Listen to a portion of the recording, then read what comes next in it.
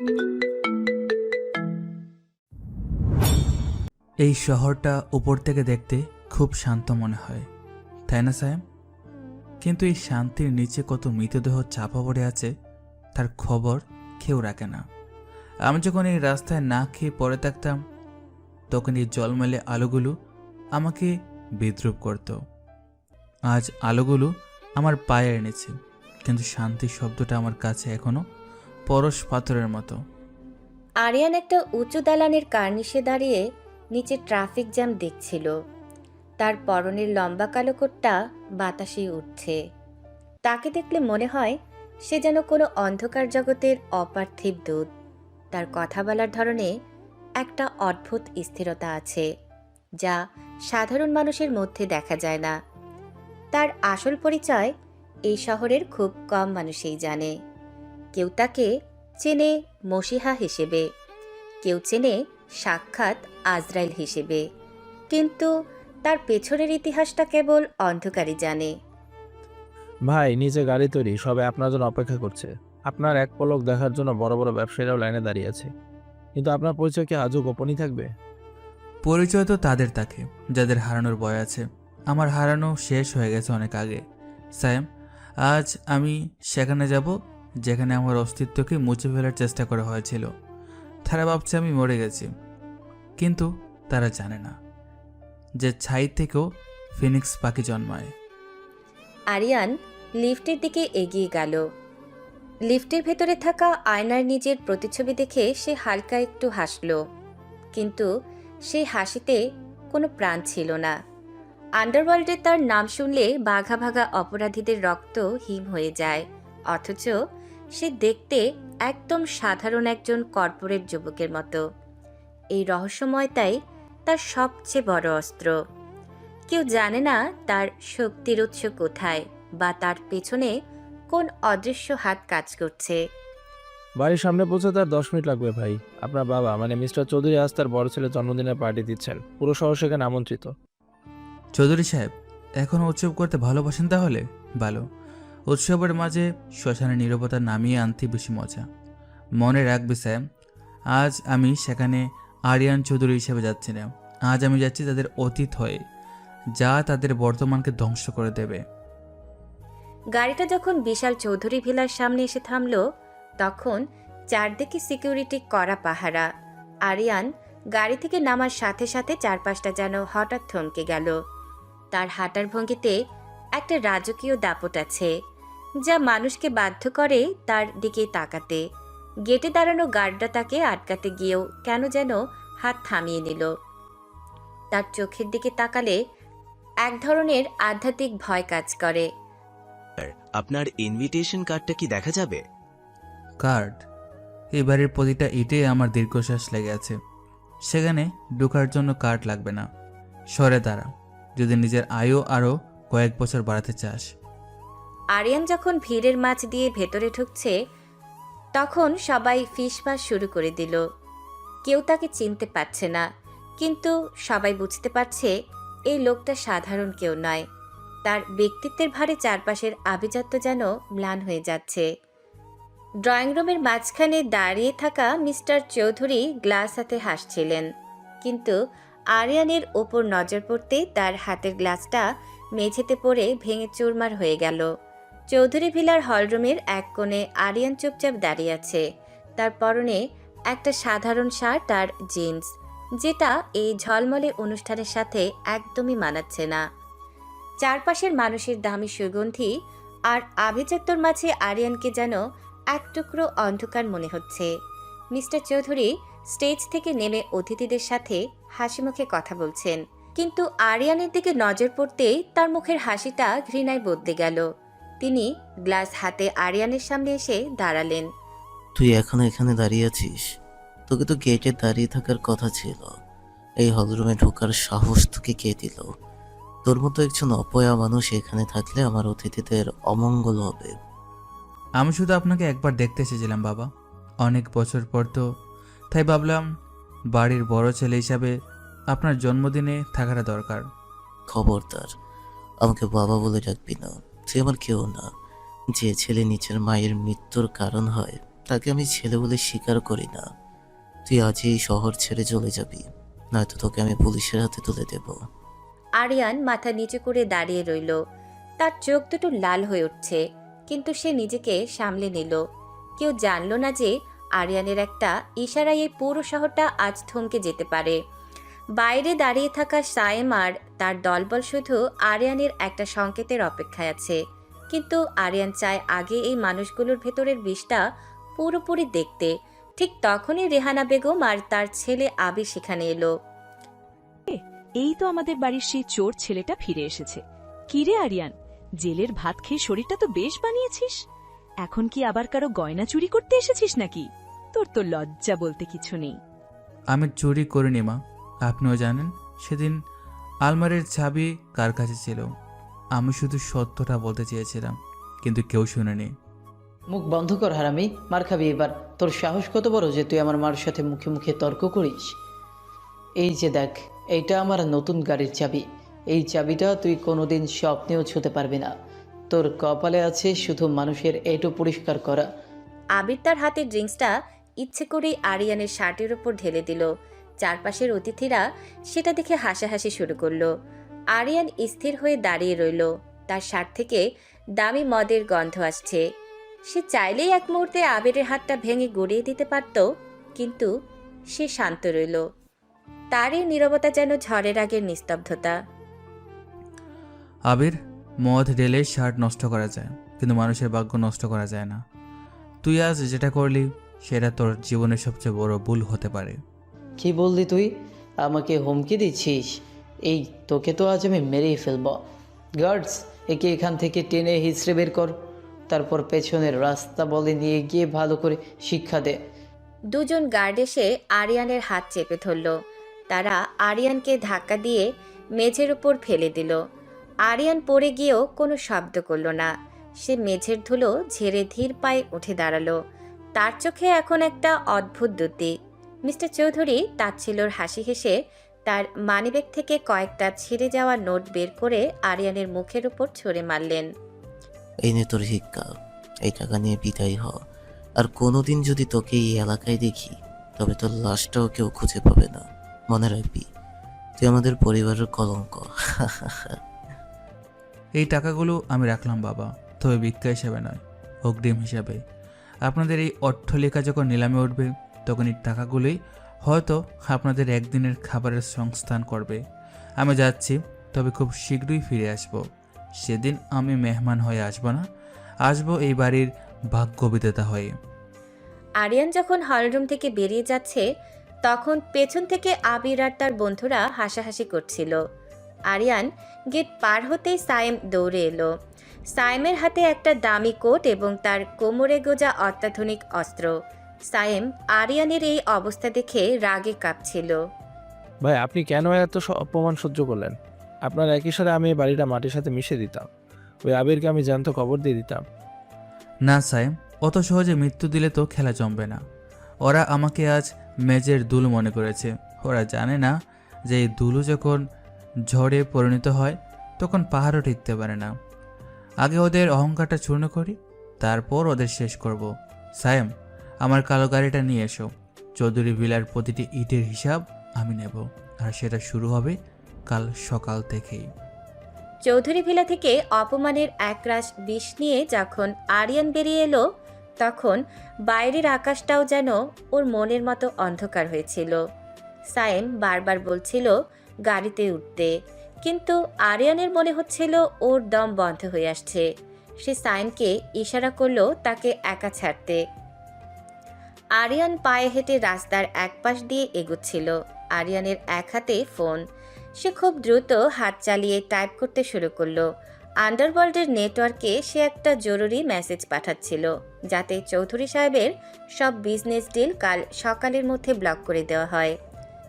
চৌধুরী সাহেব, আপনি ভেবেছেন আপনার মেজো ছেলের জন্মদিনে আমাকে এভাবে তাড়িয়ে দিয়ে শান্তিতে ঘুমাবেন? আপনি জানেন না, আপনার সেই শান্তিতে আগুন লাগানোর ব্যবস্থা আমি এই 1 মিনিটে করে দিচ্ছি। 20 বছর আগে যে আরিয়ানকে চুর বলে বের করেছিলেন, সেই আরিয়ান আজ আপনার পুরো জীবনের উপার্জনকে এক ক্লিকে চুরমার করে দেবে। আপনার এই ধম্ব আমি কাল মাটির সাথে মিশিয়ে দেবো ইনশাল্লাহ। টাইপ করতে করতে আরিয়ান রাস্তা পার হচ্ছিল। ওর পুরো মনোযোগ ছিল ফোনের স্ক্রিনের দিকে। ও দেখতেই পায়নি যে একটা দ্রুতগামী ট্রাক ব্রেক ফেল করে ঠিক ওর দিকেই ধেয়ে আসছে। ট্রাকের তীব্র হেডলাইট আর বিকট হর্নের শব্দ যখন ওর কানে পৌঁছালো তখন অনেক দেরি হয়ে গেছে। ট্রাকটা আরিয়ানকে সজোরে ধাক্কা দিয়ে চলে গেল। আরিয়ান ছিটকে রাস্তার পাশের ফুটপাতের উপর আছড়ে পড়ল। ওর মাথা ফেটে রক্ত গড়িয়ে রাস্তার পিচ কালো জলকে লাল করে দিচ্ছিল। আশেপাশের মানুষ ভয়ে দূরে দাঁড়িয়ে দেখছিল, কেউ এগিয়ে আসছিল না। ঠিক তখনই এক 24-25 বছরের মেয়ে ভিড় ঠেলে দৌড়ে এলো। হে আল্লাহ, এই যে ভাই, কথা বলুন। ওগো, আপনারা দেখছেন কি? মানুষটা তো রক্তে ভেসে যাচ্ছে। কেউ কি নেই এখানে একটু সাহায্য করার জন্য? আপনারা শুধু দাঁড়িয়ে দাঁড়িয়ে তামাশা দেখছেন কেন? তাড়াতাড়ি একটা অ্যাম্বুলেন্স ডাকুন না। আল্লাহ না করুক ওনার যদি কিছু হয়ে যায়। মেয়েটার নাম অহনা। সাধারণ একটা কামিজ পরা, মাথায় ওড়না দেওয়া।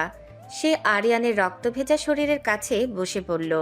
আরিয়ানের জ্ঞান পুরোপুরি না থাকলেও ও আবছাভাবে দেখল একটা অপরিচিত মেয়ে ওর জন্য ঘাবড়ে যাচ্ছে। যে রক্ত সম্পর্কের মানুষগুলো একটু আগে ওকে বাড়ি থেকে তাড়িয়ে দিচ্ছিল তারা এখন প্রসাদে আরামে আছে, আর এক অচেনা মেয়ে ওর জন্য আল্লাহকে ডাকছে। অহনা দেরি না করে নিজের ওড়নার একটা অংশ ছিঁড়ে আরিয়ানের মাথায় শক্ত করে বেঁধে দিল যাতে রক্তপাত বন্ধ হয়। ভাই, আপনি চোখ খোলার চেষ্টা করুন, কিচ্ছু হবে না আপনার। ড্রাইভার মামা, এই যে খালি সিএনজি, এদিকে আসুন। তাড়াতাড়ি ওকে হসপিটালে নিতে হবে। ও ভাই, আপনারা দয়া করে একটু হাত লাগান না, লোকটার অবস্থা খুব খারাপ। অহনার জোরাজোরিতে দুজন লোক এগিয়ে এলো। তারা ধরাধরি করে আরিয়ানকে সিএনজিতে তুলল। অহনাও ভেতরে উঠে বসলো আর আরিয়ানের মাথাটা খুব সাবধানে নিজের কোলে তুলে নিল।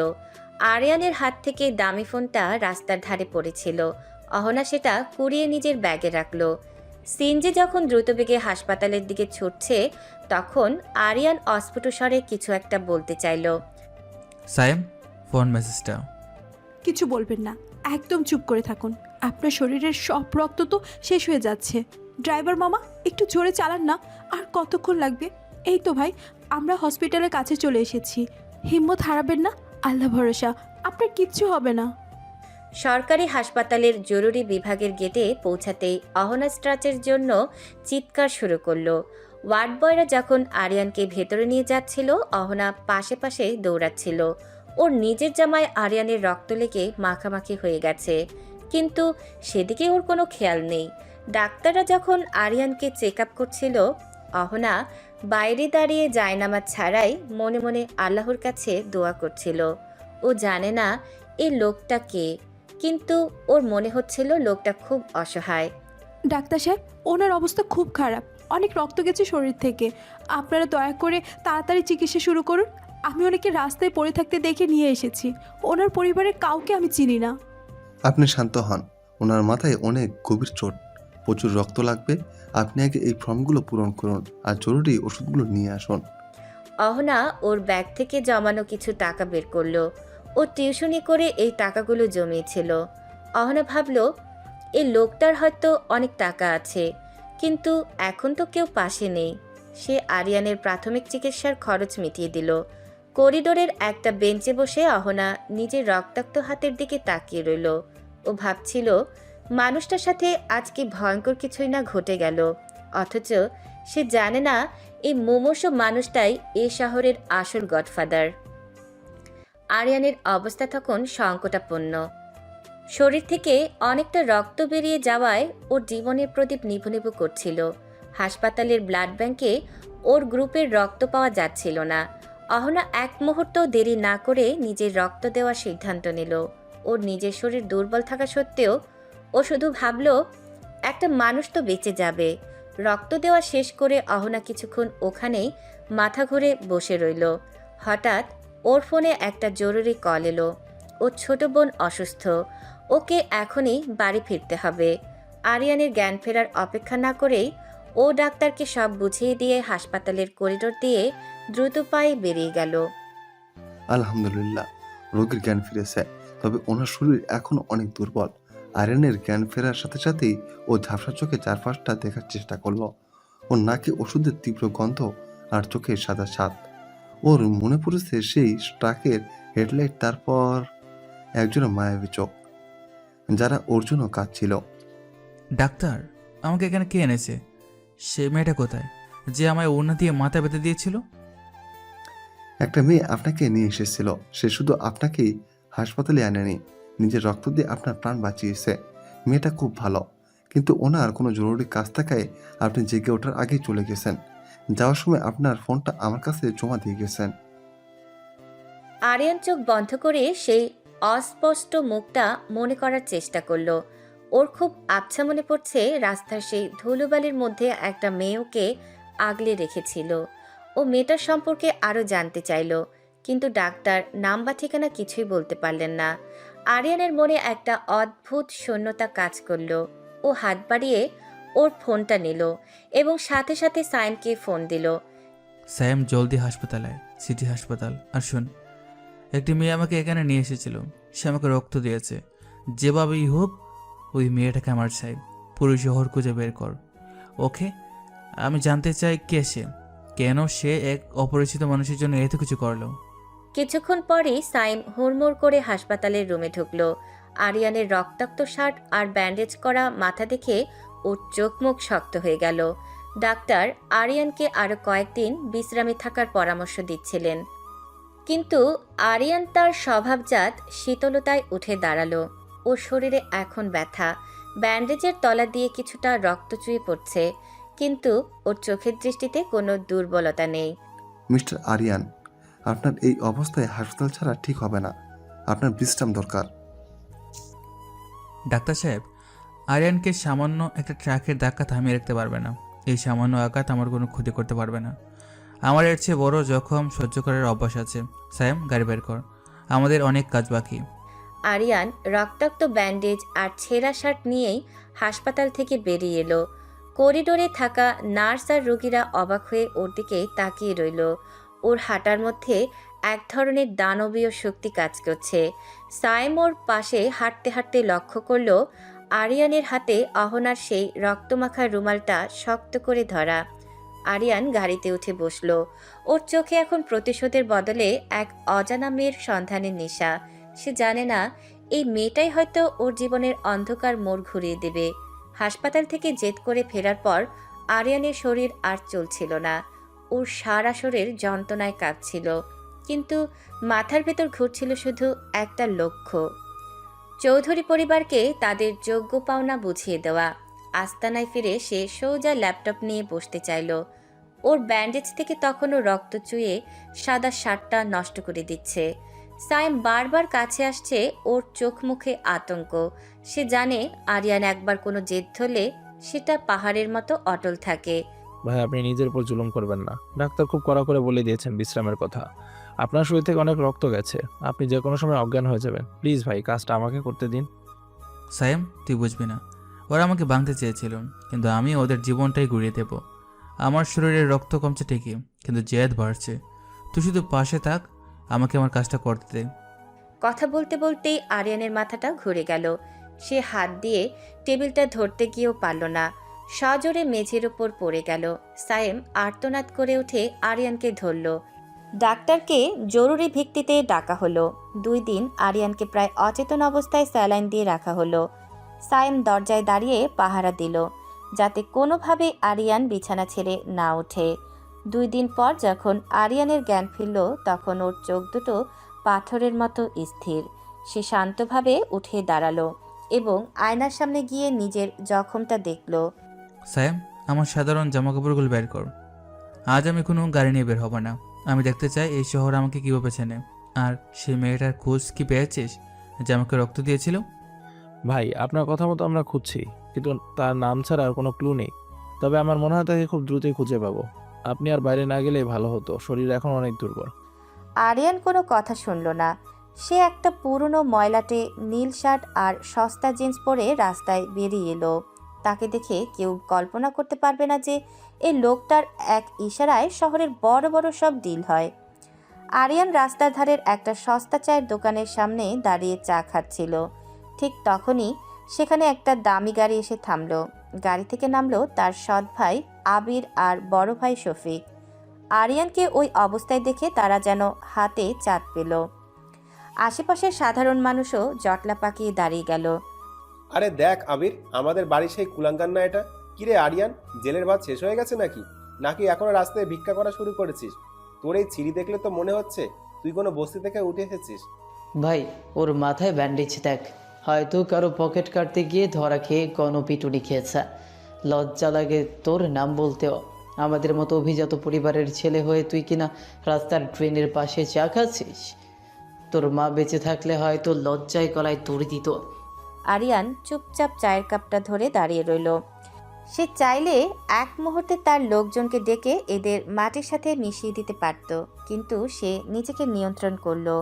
তার চেহারায় কোনো ভয়ের চিহ্ন নেই, বরং এক ধরনের রহস্যময় নির্লিপ্ততা। শফিক আরিয়ানের নীরবতাকে দুর্বলতা ভেবে আরও কাছে এগিয়ে এলো এবং তার হাতে থাকা চায়ের কাপটাতে একটা থাপ্পড় মারল। গরম চা আরিয়ানের গায়ের ওপর পড়ে গেল। আরিয়ানের হাতের ক্ষতে টান লাগলো, কিন্তু সে টু শব্দটিও করল না। কি হলো? বড় বড় কথা বলতিস সেদিন, আজ কথা বের হচ্ছে না কেন? তোকে তো মনে হচ্ছে একটা জ্যান্ত মরা মানুষ। এই যে দেখ, এটা আমার নতুন কেনা দামি ঘড়ি। তুই জীবনেও এর দাম রোজগার করতে পারবি না। যা এখান থেকে বিদেয় হ, আমাদের চোখের সামনে থেকে দূর হ। দিন সবার সমান যায় না শফিক ভাই। আজ আপনারা হাসছেন, হাসুন। আমি শুধু মেঘ সরে যাওয়ার অপেক্ষায় আছি। আমি কে সেটা আপনাদের জানার দরকার নেই। শুধু এটা মনে রাখবেন, অন্ধকার সবসময় লুকিয়ে থাকতে পছন্দ করে। আবুল তাবুল বকা বন্ধ কর। এই ধর 500 টাকা, গিয়ে ভালো কোনো সেলুনে চুল কাটাস আর কাপড়গুলো ধুয়ে নিস। তোকে দেখলে আমাদের বমি আসছে। ছি, চল ভাই, এর ছায়া মারালেও পাপ হবে। আবির আরিয়ানের মুখে 500 টাকার একটা নোট ছড়ে দিয়ে গাড়িতে উঠে বসল। নোটটা আরিয়ানের পায়ের কাছে ধুলোয় পড়ে রইল। রাস্তার মানুষগুলো আরিয়ানকে নিয়ে ফিসফাস করছিল, কেউ কেউ বিদ্রূপের হাসি হাসছিল। আরিয়ান শান্তভাবে নিচু হয়ে নোটটা তুলে নিল। সায়েম দূর থেকে এই দৃশ্য দেখে রাগে কাঁপছিল। সে গাড়ি নিয়ে কাছে আসার চেষ্টা করলে আরিয়ান তাকে হাত দিয়ে ইশারা করলো দূরে থাকতে। আরিয়ান ধীর পায়ে ফুটপাত দিয়ে হাঁটতে শুরু করলো। তার ঠোঁটের কোণে একটা বিষাক্ত হাসি ফুটে উঠল। সায়েম, টাকাটা পকেটে রাখ। এই 500 টাকা ওদের জীবন থেকে 1000 কোটি টাকা কেড়ে নেবে। ওদের মনে হয়েছে আমি দুর্বল, ওদের মনে হয়েছে আমি অসহায়। খুব ভালো। শিকদার যখন ভাবে সে নিরাপদ, তখনই শিকারী আসল কামড় দেয়। কাল থেকে চৌধুরী গ্রুপের সব কন্ট্রাক্ট ক্যান্সেল করে দেয়। ওদের অস্তিত্ব যেন এই শহর থেকে মুছে যায়। আর সেই মেয়েটা অহনা, তাকে খুঁজে বের করা আমার এখন প্রথম কাজ। আরিয়ান যখন তার গোপন আস্তানায় ফিরে এলো, তখন তার চোখে মুখের শান্তভাবটা পাল্টে এক ভয়ঙ্কর রূপ নিয়েছে। সে ড্রেসিং টেবিলের সামনে দাঁড়িয়ে নিজের গায়ের সেই চা মাখা ময়লা শার্টটা খুলে ছুঁড়ে ফেলল। সায়েম পেছনে দাঁড়িয়ে অপেক্ষা করছে পরবর্তী নির্দেশের জন্য। আরিয়ান আলমারি থেকে একটা দামি কালো শার্ট বের করে পরতে পরতে সায়েমের দিকে তাকালো। সায়েম, শহরের সবচেয়ে বড় যে নিলামটা কাল হওয়ার কথা ছিল, সেটার খবর কি? চৌধুরী সাহেব কি সেখানে তার শেষ সহায় সম্বলটুকু বাজি ধরেছেন? জি ভাই, চৌধুরী সাহেব তার প্রত্যেক কাপড়ের মিল আর এই ভিলাটা বন্ধক রেখে শেষবারের মতো একটা বড় প্রজেক্টে ইনভেস্ট করার চেষ্টা করছেন। তিনি ভাবছেন এই নিলামে জিততে তিনি আবার ঘুরে দাঁড়াবেন। তিনি জানেন না যে এই নিলামের পেছনের আসল খেলোয়াড় আপনি। ভালো। আমি চাই কাল তিনি যখন সর্বস্ব হারাবেন, তখন যেন পুরো শহর সেটা দেখে। আমার অপমানের শোধ আমি নিচ্ছি না সায়েম। আমি শুধু তাদের সেই নরকটা দেখাচ্ছি, যেখানে তারা আমাকে একসময় ঠেলে দিয়েছিল। পরদিন সকালে শহরের বিশাল কনভেনশন সেন্টারে নিলাম শুরু হলো। চৌধুরী সাহেব তার বড় ছেলে শফিক আর আবিরকে নিয়ে সামনের সারিতে বসে আছেন। তাদের মুখে এখনো সেই অহংকারের ছাপ। তারা ভাবছে এই শহরে তাদের টেক্কা দেওয়ার মতো কেউ নেই। নিলামের ডাক যখন কয়েকশো কোটি ছাড়িয়ে গেল, তখন চৌধুরী সাহেব আত্মবিশ্বাসের সাথে শেষ বিট করলেন। ঠিক সেই মুহূর্তে দরজার ওপাশ থেকে একজন গম্ভীর কণ্ঠে আরও বড় একটা অঙ্ক ঘোষণা করল। পুরো হলরুম স্তব্ধ হয়ে গেল। সবার নজর গেল পেছনের দরজার দিকে, কিন্তু আরিয়ান সেখানে নেই। সেখানে দাঁড়িয়ে আছে একজন উকিল। মিস্টার চৌধুরী, অত্যন্ত দুঃখের সাথে জানাচ্ছি যে আপনি এই নিলামে অংশগ্রহণ করার যোগ্যতা হারিয়েছেন, কারণ গত 1 ঘন্টায় আপনার সব সম্পত্তি, এমনকি আপনার পরনের এই স্যুটের মালিকানাও আমাদের ক্লায়েন্টের হয়ে গেছে। আপনার ব্যাংক অ্যাকাউন্টগুলো ফ্রিজ করা হয়েছে। কি আবল তাবল বকছেন? আমরা চৌধুরী গ্রুপ, আমাদের কেনা যাবে না। কে আপনার এই ক্লায়েন্ট? কার এত বড় সাহস? ঠিক সেই সময় উকিল সাহেব একটা ফাইল এগিয়ে দিলেন। ফাইলে লেখা মালিকের নাম দেখে চৌধুরী সাহেবের হাত কাঁপতে লাগলো। কিন্তু গল্পের মোড়টা এখানে ঘুরল না। মোড় ঘুরল তখনই যখন হলের বড় স্ক্রিনে হঠাৎ একটা লাইভ ভিডিও ফুটেজ বেজে উঠল। সবাই স্ক্রিনের দিকে তাকালো। ভিডিওতে দেখা যাচ্ছে একটা পুরনো ভাঙাচোরা হাসপাতাল বেড, যেখানে একজন মধ্যবয়সী মহিলা অক্সিজেন মাস্ক লাগিয়ে শুয়ে আছেন। চৌধুরী সাহেব, ভিডিওটা ভালো করে দেখুন। চিনতে পারছেন এই মহিলাটাকে? ইনি আমার মা, যার সম্পর্কে আপনারা পুরুষ শহরকে বলেছিলেন যে তিনি অন্য কারোর সাথে পালিয়ে গিয়ে মারা গেছেন। কিন্তু সত্যটা হলো আপনি তাকে 20 বছর ধরে একটা আন্ডারগ্রাউন্ড মানসিক হাসপাতালে বন্দি করে রেখেছিলেন, যাতে আপনার সম্পত্তির ভাগ তাকে দিতে না হয়। পুরো হলরুমে গুঞ্জন শুরু হয়ে গেল। চৌধুরী সাহেবের মুখ ফ্যাকাশে হয়ে গেল। শফিক আর আবির একে অপরের দিকে তাকাচ্ছে। আরিয়ান তখন পর্দার আড়াল থেকে ধীর পায়ে সামনে এলো। তার পরনে আজ সেই দামি স্যুট, চোখে হিমশীতল ঘৃণা। কিন্তু আরিয়ানের পরিকল্পনা ছিল কেবল সম্পত্তি কেড়ে নেওয়া। সে জানতো না যে ভবিতব্য তার জন্য অন্য কিছু লিখে রেখেছে। আপনারা ভেবেছিলেন আমি আপনাদের রাস্তা মাপাবো? না, আমি আপনাদের জেল খাটাবো আমার মায়ের জীবনের 20 বছর নষ্ট করার অপরাধে। স্যাম, পুলিশকে ভেতরে ডাক। কিন্তু পুলিশ ভেতরে ঢোকার আগেই হলের পেছনের দরজা দিয়ে একজন মেয়ে হন্তদন্ত হয়ে ভেতরে ঢুকলো। মিতা আর কেউ নয়, অহনা। তার চোখে জল, হাতে একটা পুরনো ডায়েরি। সে আরিয়ানের সামনে গিয়ে দাঁড়ালো। আরিয়ান অবাক হয়ে অহনার দিকে তাকালো। যে মেয়েটিকে সে হন্য হয়ে খুঁজছিল, সে আজ নিজেই এখানে হাজির। আরিয়ান সাহেব, থামুন। আপনি যাকে নিজের মা ভেবে উদ্ধার করার চেষ্টা করছেন, তিনি আপনার আসল মা না। এই ডায়েরিটা দেখুন। আমার মা মৃত্যুর আগে এটা আমাকে দিয়ে গেছেন। আমার মা ছিলেন এই চৌধুরী ভিলার প্রধান সেবিকা। তিনি লিখে গেছেন, চৌধুরী সাহেবের প্রথম স্ত্রী অর্থাৎ আপনার মা আসলে আপনার জন্মের সময় মারা গিয়েছেন। আর যে মহিলাকে আপনি আজ বাঁচিয়েছেন, তিনি চৌধুরী সাহেবের আপন ছোট বোন, যাকে সম্পত্তির লোভে পাগল সাজিয়ে রাখা হয়েছিল। আর আপনার আসল পরিচয়, আপনার বাবা এই চৌধুরী সাহেব নন। পুরো হলরুম যেন এক মুহূর্তের জন্য থেমে গেল। আরিয়ানের পায়ের তলা থেকে মাটি সরে যাচ্ছে। চৌধুরী সাহেব অট্ট হাসি দিয়ে উঠলেন। সায়েম স্তম্ভিত হয়ে দাঁড়িয়ে আছে। আরিয়ান, যে আজ পর্যন্ত নিজেকে এই বংশের অবহেলিত ছেলে ভেবে প্রতিশোধের নেশায় মত্ত ছিল, সে আজ জানল তার পুরো অস্তিত্বই একটা মিথ্যার উপরে দাঁড়িয়ে। অহনা, তুমি এসব কি বলছো? এসব মিথ্যা। আমি চৌধুরী বাড়ির সন্তান বলি তো তারা আমাকে ঘৃণা করতো।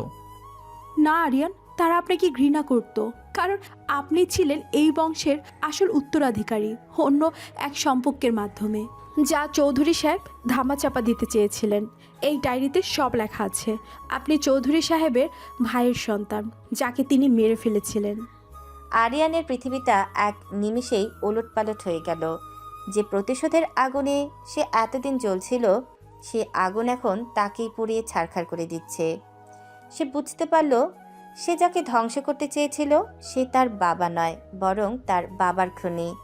গল্পের এই আকস্মিক মোড় আরিয়ানকে এমন এক জায়গায় দাঁড় করিয়ে দিল, যেখানে সে আর গডফাদার নয়, বরং এক পরিচয়হীন পথিক।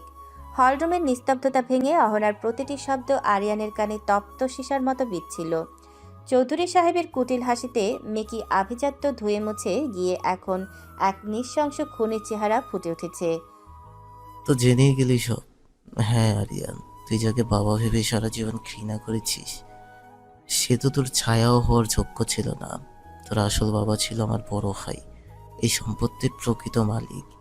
সে বড় বেশি আদর্শবাদী ছিল রে, বড় বেশি নীতি কথা বলতো, তাই তাকে চিরদিনের জন্য চুপ করেই দিতে হয়েছিল।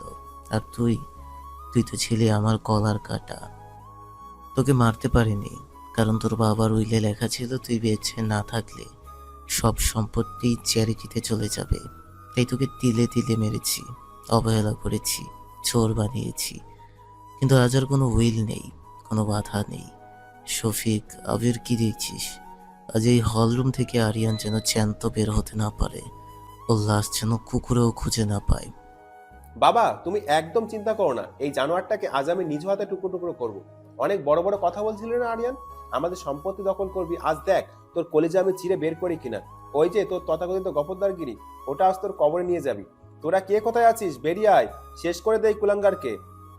আর ওই মেয়েটাকেও ছাড়বি না? ওই মেয়েটাই তো সব রহস্য ফাঁস করেছে। ওকেও আজ আরিয়ানের সাথে কবরে পাঠাতে হবে। আরিয়ান, তোর সেই ইচ্ছা কি রে? মরে যাওয়ার আগে একবার আমাদের পা ধরে মাফ চাইবি। চাইলে চাইতে পারিস, হয়তো দয়া করে এক গুলিতেই তোকে মুক্তি দিব, না হলে তোকে পচিয়ে মারবো আমি। সায়েম, তুই শুনেছিস এরা কি বলছে? এরা ভাবছে কয়েকটা রাস্তার গুন্ডা আর খেলনা পিস্তল নিয়ে আরিয়ানকে থামিয়ে দেবে। সায়েম, আজ আমার হাতের বাঁধন ছুটে গেছে। আজ আমি কোনো নিয়ম মানব না, কোনো মায়া করব না। শোন চৌধুরী সাহেব, 20 বছর ধরে তুমি আমার বাবার রক্তের কেনা অন্য খেয়েছো। আজ সেই রক্তের ঋণ শোধ করার সময় এসেছে। আমার মা নেই, বাবা নেই, পরিচয় নেই। তোর দেওয়া এই শূন্যতাই আজ আমার সবচেয়ে বড় শক্তি। আজ তোকে এমন মৃত্যু দিব যা তোর 7 পুরুষ মনে রাখবে। সায়েম, আজ এই হল রুমের দরজা বন্ধ করে দে। এখান থেকে একটা মাছও যেন বাইরে না যেতে পারে। ভাই, আপনার কোনো নির্দেশ লাগবে না। আমি শুধু আপনার একটা চোখের ইশারার অপেক্ষা ছিলাম। 17 বছর আপনার ছায়ার মতো আছি। আপনার অপমান আমি নিজের অপমান মনে করেছি। আজ এই হারামিগুলোকে কুকুর বেয়ালের মতো মার। ওই শফিক আর আবিরকে আমি নিজে জবাই করবো। ভাই, আপনি শুধু মাঝখানে দাঁড়া, দেখুন আপনার ছোটবেলার প্রতিটা চোখের জলের হিসাব আমরা কিভাবে নেই। কেউ আসবে না আপনাকে বাঁচাতে, কারণ এই এলাকার সব নেটওয়ার্ক আমি জ্যাম করে দিয়েছি। আরিয়ান সাহেব, আল্লাহর দোহাই লাগে, থামুন। আপনি এদের মতো জানোয়ার হবেন না। আমি আপনাকে ঘৃণা করতে শিখিনি, আমি আপনাকে একজন লড়াই করা মানুষ হিসেবে চিনি। আপনি যদি আজ এদের রক্তে হাত রাঙান, তবে আপনার আর এদের মধ্যে কোনো পার্থক্য থাকবে না। আরিয়ান সাহেব, আমার দিকে তাকান। ওই শয়তানটার কথায় উত্তেজিত হবেন না। আপনি আইনের আশ্রয় নিন। ডায়েরিটা আমার কাছে আছে, সব প্রমাণ আছে। এদের ফাঁসি হবে। আপনি কেন নিজের জীবনটা নষ্ট করবেন? আপনি তো এখন মুক্ত। আপনার বাবার আসল পরিচয় আপনি জানেন। এখন কেন আবার ওই নরকে ডুব দিচ্ছেন? চুপ করো মেয়ে, অনেক নীতি কথা শুনিয়েছিস। আরিয়ান, তুই কি ভাবছিস এই মেয়েটার কথা শুনে তুই বেঁচে যাবি? তোরা সবাই আজ মরবি। অ্যাটাক, মার সবগুলোকে। চৌধুরী সাহেবের আদেশের সাথে সাথেই হলরুমে এক ভয়াবহ যুদ্ধ শুরু হলো। আরিয়ান আহত শরীর নিয়েও বাঘের মতো গর্জে উঠল। সায়েম, ওনাকে গার্ড কর, ওর গায়ে যেন একটা আসরও না লাগে। আর চৌধুরী সাহেব, তুই তাকিয়ে দেখ তোর পোশাক কুত্তাদের কি হাল করি। শফিক, তুই না খুব বিরক্ত দেখাচ্ছিলি? আয় সামনে আয়। তোর এই হাত দিয়ে না তুই সেদিন আমাকে চড় মেরেছিলি, আজ এই হাত ছেড়ে আমি শরীর থেকে আলাদা করব। তোর আভিজাত্যের ছাবিকারি তো আজ আমার পায়ে পিষ্ট হচ্ছে। দেখ আবির, তোর এই বিএমডাব্লিউর চাবি না আমাকে দেখিয়েছিলি? আজ তোর রক্ত দিয়ে আমি এই মেজের উপর তোর এই দামি স্যুটের রং পাল্টে দেব। বাবা, বাঁচাও আমাকে, ও আমার হাত ভেঙে দিচ্ছে।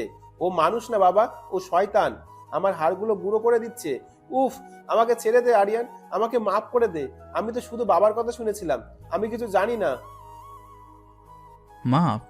মাফ কি তুই আমাকে সেদিন করেছিলি যখন আমি ক্ষুধার্ত অবস্থায় তোর কাছে এক টুকরো রুটি চেয়েছিলাম? মাফ কি তুই সেদিন করেছিলি যখন তুই আমার পড়ালেখা বন্ধ করে দিয়ে আমাকে আস্তা বলে পাঠিয়েছিলি?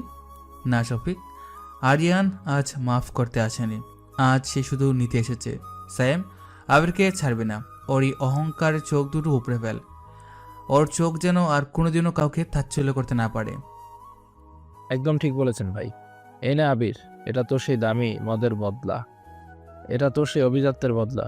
তুই না আমাদের ভাইকে রাস্তা মাপাতে চেয়েছিলি, আজ তোকে আমি নরকের রাস্তা মাপাবো। তোদের মতো অমানুষগুলো পৃথিবীর কলঙ্ক। ভাই, চৌধুরী সাহেব পালানোর চেষ্টা করছে, পেছনে গেট দিয়েও বের হইতে চাইছে। পালানো? চৌধুরী সাহেব, আরিয়ান যেখানে থাকে সেখান থেকে পালানোর কোনো গলি নেই। এই যে দেখ, তোর এই বিশাল ভিলা, তোর এই দম্ভ সব আজ আমার পায়ের নিচে। তুই আমার বাবাকে অন্ধকারে মেরেছিলি, কিন্তু আমি তোকে দিনের আলোয় মারব। সবাই দেখুক এক অবহেলিত ছেলের হাতে কিভাবে এক ধাম্বিক সাম্রাজ্যের পতন হয়। না, তুমি চোখ বন্ধ করো। এই দৃশ্য তোমার জন্য না, আজ আমি শুধু আমার বাবার আত্মার শান্তি দেব। আরিয়ান যখন মিস্টার চৌধুরীর টুটি চেপে ধরল, তখন বাইরে পুলিশের সাইরেন বাজতে শুরু করেছে। চারদিকে রক্ত আর ভাঙা কাচের স্তূপ।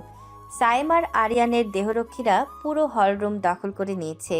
হলরুমের সেই ঝলমলে পরিবেশ এখন যেন এক ধ্বংসস্তূপ। চারদিকে কাচের টুকরো আর লণ্ডভণ্ড আসবাবপত্র পড়ে আছে। আরিয়ান একটা সোফায় হেলান দিয়ে বসে আছে।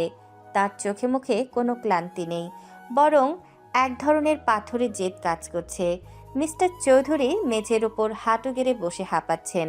তার সেই দামি পাঞ্জাবি এখন ধুলোবালি আর ঘামে মাখামাখি। এক কোণে রেহানা বেগম আর আবির ভয়ে থরথর করে কাঁপছেন। সায়েম তার অস্ত্র হাতে দরজার কাছে দাঁড়িয়ে আছে, যেন জমদূত। আরিয়ান শান্তভাবে পকেট থেকে একটা সিগারেট বের করে ধরালো।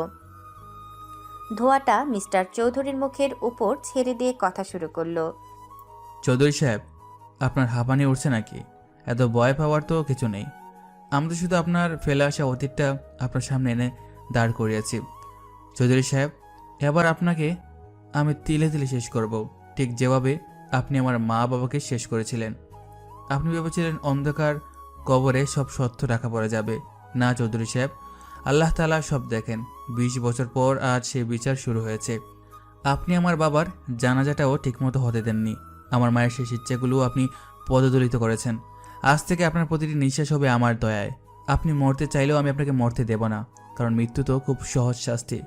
আমি চাই আপনি এই দুনিয়াতেই জাহান্নামের আযাব ভোগ করুন। ভাই, আপনি শুধু একবার হুকুম দেন, এই লোকটাকে আমি এই মুহূর্তে টেনে হিচড়ে রাস্তায় নামাবো। যে সম্পত্তির গরমে আমাদের ভাইকে কুকুরের মতো তাড়িয়েছিল, সেই সম্পত্তি তো এখন কাগজের টুকরো ছাড়া আর কিচ্ছু না। চৌধুরী সাহেব, আপনার এই বড় বড় কথা এখন কোথায় গেল?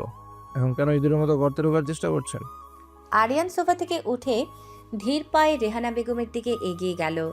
তাকে এগিয়ে আসতে দেখে রেহানা বেগম চিৎকার করে কেঁদে উঠলেন। তিনি আরিয়ানের পা ধরতে চাইলেন, কিন্তু আরিয়ান ঘৃণায় পা সরিয়ে নিল। তার চোখের দৃষ্টি এতটাই ধারালো যে রেহানা বেগম মাথা তুলে তাকানোর সাহস পাচ্ছিলেন না। আরিয়ান, বাবা, আমার ভুল হয়ে গেছে। আমি তোকে নিজের পেটের ছেলের মতো দেখতাম। আমাকে দয়া কর বাবা, তোর আবির ভাইকেও মাফ করে দে। আমরা এই সব সম্পত্তি তোকে দিয়ে এক্ষুনি চলে যাব। আমাদের শুধু জানের ভিক্ষে দে। চুপ করুন রেহানা বেগম, নিজের মুখে অন্তত মা বা বাবা শব্দটা আনবেন না। আপনার মতো মহিলা মা হওয়ার যোগ্য না। আমাকে চোর সাজিয়ে যখন এক কাপড়ে এই বাড়ি থেকে বের করে দিয়েছিলেন, তখন তো আমি খুব কেঁদেছিলাম। পা ধরে হাত জোর করে বলেছিলাম যে আমি চুরি করিনি। তখন তো আপনার মনে একটু দয়ামায়া হয়নি? আমি তখন ভেবেছিলাম যে হয়তোবা আপনি আমাকে দেখতে পারেন না, কারণ আপনি আমার সৎ মা, তাই হয়তো আমাকে অবহেলা করছেন। ভেবেছিলাম হয়তো সৎ মা বলি আপনার মনে আমার জন্য কোনো ভালোবাসা নেই। কিন্তু আজ জানলাম আপনি তো আমার কোনো মাই না। আপনি তো একদল খুনি আর চোরদের সাথে হাত মিলিয়ে আমার জীবনটা ধ্বংস করতে চেয়েছিলেন। নিজের ছেলেকে রাজপুত্র বানানোর জন্য আপনি আরেকটা বাচ্চার জীবন নরক বানিয়ে দিয়েছেন। আজ আপনার কান্না দেখে আমার হাসি পাচ্ছে। না আরিয়ান, আমি পরিস্থিতির শিকার ছিলাম। তোর বাবা আমাকে বাধ্য করেছিল। বিশ্বাস কর, আমি তোকে মারতে চাইনি। মিথ্যা কথা বলবেন না। যেদিন আমি জ্বরে কাঁপছিলাম, সেদিন আপনি আমাকে এক ফোঁটা জলও দেননি। বলেছিলেন আপদ যত তাড়াতাড়ি বিদায় হয় ততই মঙ্গল। আজ সে আপদই আপনার সামনে পাহাড় হয়ে দাঁড়িয়েছে। চৌধুরী সাহেব, আপনার ওই শফিক আর আবির দুজনকে আমি এমন জায়গায় পাঠাবো যেখান থেকে ফিরে আসা অসম্ভব। আপনাদের পুরা বংশের নাম এই শহর থেকে মুছে যাবে। আপনারা যে আভিজাত্যের ধ্বম্ব করতেন, কাল থেকে এই শহরের মানুষ আপনাদের উপর থুতু দেবে। ভাই, সময় নষ্ট করার দরকার নেই। সব পেপারস রেডি, এদের দিয়ে সাইন করিয়ে নিন। তারপর এদের রাস্তার ধুলোর মতো ঝেঁটে বিদায় করব। সায়েম এগিয়ে এসে মিস্টার চৌধুরীর সামনে ফাইলটা রাখলো। মিস্টার চৌধুরী কাঁপা কাঁপা হাতে কলমটা ধরলেন। তার 20 বছর সাজানো সেই বাগান আজ তার নিজের চোখের সামনেই পুরো ছাই হয়ে যাচ্ছে। আরিয়ান সাহেব, আল্লাহর দোহাই লাগে, আপনি নিজেকে সামলান। আপনি এদের মতো জানোয়ার হবেন না। আপনার মনে যে কষ্ট আছে সেটা আমি বুঝতে পারছি, কিন্তু এদের সাথে এদের মতো ব্যবহার করলে আপনার আর এদের মধ্যে কোনো তফাৎ থাকবে না। আপনি এদের আইনের হাতে তুলে দিন, এদের বিচার আদালত করবে। আপনি নিজের হাত রক্তে মাখাবেন না। আরিয়ান সাহেব, আপনার মা কি চাইতেন আপনি একজন খুনি হয়ে যান? না, তুমি এসব শয়তানের রূপ চেনো না। এদের যদি আজ আমি ছেড়ে দিই, এরা কাল আবারও কারো জীবন ধ্বংস করবে। আমি এদের মারছি না হনা, আমি শুধু এদের পাওনাটা মিটিয়ে দিচ্ছি। চৌধুরী সাহেব, স্থানে তাড়াতাড়ি করুন। আমার ধৈর্যের বাঁধ ভেঙে গেলে আপনার মেজো ছেলের জবান চিরদিনের জন্য বন্ধ হয়ে যেতে পারে। মিস্টার চৌধুরী অঝরে কাঁদতে কাঁদতে দলিলে সই করে দিলেন। আরিয়ান ফাইলটা হাতে নিয়ে এক পলক দেখল, তারপর সেটা সায়েমের হাতে দিল। আরিয়ানের মুখে এখন এক বিজয়ীর হাসি, কিন্তু সেই হাসিতে কোনো সুখ নেই। বাড়িটা আজ তার হয়ে গেছে, যে বাড়ি থেকে তাকে একদিন তাড়িয়ে দেওয়া হয়েছিল। সে যখন হলরুম থেকে বেরিয়ে যাচ্ছে, তখন পেছনে শুধু কান্নার আওয়াজ প্রতিধ্বনিত হচ্ছে। ভোরের আজান শোনা যাচ্ছে দূর থেকে। আরিয়ান আকাশের দিকে তাকিয়ে বড় একটা শ্বাস নিল। আজ থেকে এক নতুন আরিয়ানের জন্ম হলো, যে আর অবহেলিত নয়। ভোরের আলো তখন চৌধুরী ভিলার প্রতিটি কোণে ছড়িয়ে পড়েছে। যে বাড়িতে একসময় আরিয়ানের জন্য কোনো জায়গা ছিল না, আজ সেই বাড়ির মালিকানা তার হাতে। আরিয়ান ড্রয়িং রুমের মাঝখানে দাঁড়িয়ে আছে, হাতে অহনার দেওয়া সেই পুরনো ডায়েরিটা। ডায়েরির পাতাগুলো হলুদ হয়ে গেছে, কিন্তু তাতে লেখা প্রতিটি বর্ণ আজ এক এক করে আরিয়ানের জীবনের অন্ধকার রহস্যর সমাধান দিচ্ছে। মিস্টার চৌধুরী আর রেহানা বেগমকে পুলিশ ভ্যানে তুলে নিয়ে যাওয়া হয়েছে। এখন এই বিশাল অট্টালিকায় শুধু আরিয়ান, সাইম আর অহনা। সায়েম, তুই কি কখনো ভেবেছিলি যে আমি যাকে বাবা বলে সারা জীবন ঘৃণা করেছি, সে আমার বাবাই না? আমি 20 বছর ধরে যে বিষটা নিজের ভিতরে বয়ে নিয়ে বেড়েছিলাম, তার পুরোটাই ছিল একটা সাজানো নাটক। ডায়েরিটা পড়ে দেখ সায়েম, এখানে লেখা আছে আমার বাবা ছিলেন চৌধুরী সাহেবের আপন বড় ভাই আমান চৌধুরী। তিনি ছিলেন এই পুরো ব্যবসার প্রধান কর্ণধার। ভাই, আমি অবাক হচ্ছি এটা ভেবে যে মানুষ কতটা নীচ হতে পারে। নিজের আপন ভাইকে সরিয়ে দিয়ে তার ছেলেকে চোর সাজিয়ে রাস্তায় নামিয়ে দেওয়া, এটা তো শুধু শয়তানের পক্ষেই সম্ভব। ভাই, আপনার বাবার সাথে ঠিক কি হয়েছিল? ডায়েরির লেখা অনুযায়ী আমার বাবার উপর এক ভয়াবহ হামলা হয়েছিল যখন আমার বয়স ছিল মাত্র 5 বছর। চৌধুরী সাহেব তখন সম্পত্তির লোভে আমার বাবাকে গুম করে ফেলেন। আর আমার মা যিনি ছিলেন এক অভিজাত পরিবারের মেয়ে, তাকে ইঞ্জেকশন দিয়ে পাগল সাজিয়ে এক অন্ধকার হাসপাতালে বন্দি করে রাখা হয়েছিল। আর আমাকে রাখা হয়েছিল এই বাড়িতে শুধু ভূত হিসাবে, যাতে আমি কোনোদিন নিজের অধিকার দাবি করতে না পারি। চৌধুরী সাহেব জানতেন আমি যদি এই বাড়িতে চোখের সামনে থাকি, তবে আমি কোনোদিনও বাইরে কারোর সাথে যোগাযোগ করে সত্যটা জানাতে পারবো না। আরিয়ান সাহেব, এই ডায়েরির শেষ পাতায় একটা বিশেষ ঠিকানা লেখা আছে। আপনার মা কোনো হাসপাতালে মারা যাননি। এই ডায়েরিটা যে নার্স লিখেছিলেন, তিনি শেষ মুহূর্তে আপনার মাকে এক গোপন জায়গায় সরিয়ে নিয়ে গিয়েছিলেন। আপনার মা এখনও বেঁচে থাকতে পারেন। তিনি জানতেন একদিন আপনি আপনার শিকড় খুঁজে ফিরবেন, তাই তিনি এই নার্সের কাছে আপনার বাবার কিছু অরিজিনাল পেপারস রেখে গেছেন। বেঁচে আছেন? আমার মা এখনো বেঁচে আছেন? না, তুই কি বুঝতে পারছিস স্যাম, আমি অনাথ নই। যে ছেলেটাকে এতদিন সবাই জারজ বা হলক্ষণে বলে গালি দিত, তার পেছনে এক বিশাল বড় সম্মানে পড়েছে আছে। স্যাম, এখনই গাড়ি বের কর, আমি ওই ঠিকানায় যাব। আমার মা যদি এক মুহূর্তের জন্য আমাকে চিনতে পারেন, তবে আমার এই 20 বছরের সব অপমান আমি ভুলে যাব। ভাই, গাড়ি রেডি আছে, কিন্তু আপনার শরীর এখন অনেক দুর্বল, একটু বিশ্রাম নিয়ে গেলে হয় না? না স্যাম, বিশ্রাম করার সময় অনেক পাবো। আজ আমি আমার পরিচয় পূর্ণ করতে চাই। চৌধুরী সাহেবকে আমি পুলিশে দিয়েছি ঠিকই, কিন্তু আমার আসল জয় হবে সেদিন, যেদিন আমি আমার মায়ের কোলে মাথা রাখতে পারবো। না, তুমি চলো আমাদের সাথে। তোমার সাহায্য ছাড়া আমি কোনোদিন এই সত্যের মুখোমুখি হতে পারতাম না। তুমি আমাকে অন্ধকার থেকে আলোতে টেনে এনেছো। আরিয়ান গাড়ি নিয়ে শহরের এক নিস্তব্ধ উপপ্রান্তে পৌঁছে গেল। একটা পুরনো একতলা বাড়ি, যার চারপাশে ঘন বাগান। দরজার সামনে দাঁড়িয়ে আরিয়ানের বুকটা কাঁপছিল। সে যে গডফাদার হিসেবে পুরো শহর শাসন করে, আজ সে এক ছোট্ট বালকের মতো ব্যাকুল। সে কলিং বেল টিপতেই একজন বয়স্ক মহিলা দরজা খুললেন। কাকে চাই বাবা? আমি আমান চৌধুরীর ছেলে। আমার মায়ের নাম সুরেয়া বেগম। তিনি কি এখানে আছেন? মহিলাটির চোখ দিয়ে জল গড়িয়ে পড়ল। তিনি আরিয়ানকে ভেতরে নিয়ে গেলেন। ঘরের কোণে একটা খাটে একজন দুর্বল মহিলা শুয়ে আছেন, যার চোখে শূন্যতা। আরিয়ান ধীর পায়ে তার সামনে গিয়ে বসল। মহিলার হাতটা নিজের হাতে নিতেই আরিয়ানের মনে হলো সে এক জনমের ক্লান্তি ছেড়ে ফেলেছে। আম্মু, আমি আপনার সেই আরিয়ান। আপনি চিনতে পারছেন আমাকে? আপনার জন্য আমি ফিরে এসেছি আম্মু। আর কেউ আপনাকে ভয় দেখাবে না, আর কেউ আমাদের আলাদা করতে পারবে না। সুরাইয়া বেগম ফ্যাল করে আরিয়ানের দিকে তাকালেন। অনেকক্ষণ পর তার ঠোঁটে একটা ক্ষীণ হাসি দেখা দিল।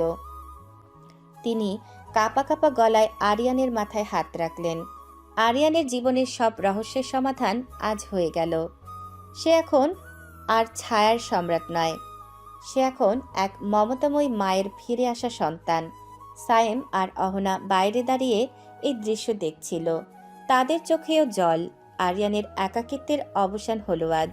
শহরের বুক চিরে আরিয়ানের কালো গাড়ির কনভয় যখন এগিয়ে যাচ্ছিল, তখন দুই ধারের মানুষ উৎসুক হয়ে তাকিয়েছিল। যে আরিয়ানকে কয়েকদিন আগে মানুষ ভবঘুরে ভেবে তুচ্ছতাচ্ছিল্য করত, আজ তাকে ঘিরে হাজারো বডিগার্ডের নিরাপত্তা। আরিয়ান তার মা সুরাইয়া বেগমকে নিয়ে চৌধুরী ভিলা নয়, বরং নিজের কেনা এক বিশাল আলিশান বাংলোতে এসে থামল। বাংলোর গেটে সায়েম দাঁড়িয়েছিল সবার আগে। আরিয়ান গাড়ি থেকে নেমে অত্যন্ত আদরের সাথে তার মায়ের হাত ধরে ভেতরের দিকে এলো। আম্মু, এই বাড়িটা আজ থেকে আপনার। কেউ আপনাকে আর অন্ধকার ঘরে বন্দি করে রাখার দুঃসাহস করবে না। এই শহরের মানুষগুলো আমাদের সাথে যে অন্যায় করেছে তার হিসাব আমি কড়াই গন্ডায় বুঝে নিচ্ছি। আপনি শুধু এখন মন খুলে শ্বাস নিন। খোকা, এত জৌলুস দিয়ে আমি কি করব বাবা? তুই যে ফিরে এসেছিস, আমার কোল জুড়ে আছিস, এইটাই আমার জন্য আল্লাহর সব থেকে বড় নিয়ামত। কিন্তু তোর চোখে এই ভয়ঙ্কর জেদ কেন বাবা? মানুষ তো প্রতিশোধ নিলে শান্তি পায় না। আম্মু, এই দুনিয়াটা এখন আর আগের মতো নেই। এখানে নরম মাটির মানুষ হলে সবাই থেকে খুঁড়ে খায়। আমি যদি এই কঠিন রূপ না ধরতাম, তবে ওই মানুষগুলো আবার আপনাকে আমার কাছ থেকে কেড়ে নিত। আপনি শুধু আপনার এই ছেলের জন্য দোয়া করবেন। সায়েম, আম্মুর জন্য দেশের সেরা ডাক্তার ডাকো। ওনার শরীরের জন্য বিন্দুমাত্র কোনো কষ্ট না থাকে। একটু এদিক সেদিক হলে কিন্তু কারণ স্থান নেই। জি ভাই, সব ব্যবস্থা হয়ে গেছে। খাস একজন আয়া আর 24 ঘন্টা নার্সের ব্যবস্থা করা হয়েছে। আর ভাই, বাইরে শহরের বড় বড় ব্যবসায়ীরা আর মাতব্বরেরা আপনার সাথে দেখা করতে এসেছে। আপনার এক পলক পাওয়ার জন্য তারা রোদের মধ্যে দাঁড়িয়ে আছে। ওদের বলো আরিয়ান চৌধুরী কারোর সাথে সৌজন্য সাক্ষাৎ করতে অভ্যস্ত না। যারা কাল পর্যন্ত ওই জালেম চৌধুরী সাহেবের চামচামি করত, তাদের আজ আমার জুতো পরিষ্কার করার যোগ্যতাও নেই। চল, ওদের মুখগুলো একবার দেখে আসি। আরিয়ান যখন বৈঠকখানায় পা রাখল, তখন সেখানে উপস্থিত প্রভাবশালীরা ভয়ে তটস্থ হয়ে দাঁড়িয়ে পড়ল। এক ধনাঢ্য ব্যবসায়ী, যে একসময় আরিয়ানকে রাস্তায় দাঁড়িয়ে অপমান করেছিল, সে আজ হাত কচলাতে কচলাতে এগিয়ে এলো। আরিয়ান সাহেব, আপনি যে মহরুম আমান চৌধুরী সাহেবের সাহেবজাদা, তা তো আমরা জানতে পারিনি। আমাদের যদি আগে একবার খবর দিতেন, তবে আমরাই আপনার হকের সম্পত্তি উদ্ধার করে দিতাম। আপনার বাবার সাথে আমাদের খুব মহব্বত ছিল। মহব্বত ছিল? যখন আমার চোর সাজিয়ে বাড়ি থেকে বের করা হলো, তখন আপনার সেই মহব্বত কোথায় ছিল? যখন আমার মা অন্ধকার করে কাতরাচ্ছিল, তখন তো আপনারা কেউ গিয়ে খবর নেননি। শুনেন সাহেব, এই লম্বা চওড়া কথা আমার সামনে বলবেন না। এই শহর আজ থেকে আমার মর্জিতে চলবে। আমি যার উপর সন্তুষ্ট হব সে এখানে টিকে থাকবে, আর যার উপর আমি অসন্তুষ্ট হব সে এই শহরের মাটিতে পা রাখার জায়গাও পাবে না। সাহেব, এই লোকটাকে এখান থেকে বের করো, আর ওনার যে কোল্ড স্টোরেজ লাইসেন্স আছে ওটা কালকের মধ্যে বাতিল করে ব্যবস্থা করো। কিন্তু আরিয়ান সাহেব, এটা তো আমার রুজি রুটির উপর আঘাত। দয়া করে এমনটা করবেন না। আমি আপনার কাছে ক্ষমা চাচ্ছি। দয়া? দয়া আর আরিয়ান একসাথে চলে না। সাহেব, একে এখনই বিদায় করো। আর কে কে আছে সবাইকে বলো আরিয়ান চৌধুরী এখন আর সেই অবহেলিত ছেলেটি নয়। আমি এখন এই শহরের ভাগ্য বিধাতা। ঠিক সেই সময় সায়েম একটা খবর নিয়ে এলো। আরিয়ানের এক সময়ের শত্রু, যে তাকে রাস্তায় কলার ধরে অপমান করেছিল, তাকে আরিয়ানের লোকজন তুলে এনেছে। আরিয়ান সোফায় আয়েশ করে বসে তার দিকে তাকালো। লোকটা ভয়ে থরথর করে কাঁপছে আর বিড়বিড় করে তবা পড়ছে। কিরে, সেদিন তো খুব বাহাদুরি দেখাচ্ছিলি। আমার গায়ে ছাড় ঢেলে দিয়ে খুব মজা পেয়েছিলে না? ভেবেছিলে আমি আর ফিরে আসবো না। সাহেব, একে নিয়ে যাও। যে হাত দিয়ে ও আমার গায়ে ছাড় ঢেলেছিল, সেই হাতে এক বালতি ফুটন্ত গরম পানি ঢেলে দাও। আমি দেখতে চাই ও কতটা সবুর করতে পারে। জি ভাই, এখনই ব্যবস্থা করছি। আর ভাই, চৌধুরী সাহেবের মেজর ছেলে আবির জেল থেকে জামিনে বের হওয়ার জন্য তদবির করছে। কিছু বড় বড় উকিল ওকে বাঁচানোর চেষ্টা করছে। জামিন? আমার হুকুম ছাড়া এই শহরে জেলের গেটও খোলে না। উকিলদের বলে দাও, যদি তারা শান্তিতে খেয়ে পড়ে বেঁচে থাকতে চায় তবে যেন আবিরের ছায়াও না মারায়। আর আবিরকে জেলের ভিতরে এমন মেহমানদারি করো যাতে ও প্রতিদিন নিজের জন্মদাতাকে লানত দেয়। আরিয়ান উঠে জানালার কাছে গিয়ে দাঁড়ালো। অহনা পেছন থেকে এসে দাঁড়ালো। সে আরিয়ানের এই রুক্ষদম্ভ দেখে কিছুটা চিন্তিত, কিন্তু সে জানে এই কঠোরতাই এখন আরিয়ানের বেঁচে থাকার একমাত্র অবলম্বন। আরিয়ান সাহেব, আপনি কি একটু বেশি রুক্ষ হয়ে যাচ্ছেন না? আপনি দেখো নিজের পরিচয় ফিরে পেয়েছেন। আপনার আম্মু আপনার কাছে আছে, এখন কেন আবার এই শত্রুতা বাড়িয়ে তুলছেন? আল্লাহর কাছে মাপ চেয়ে সব মিটিয়ে ফেলুন না। অহনা, এই জগৎটা বড় নিষ্ঠুর।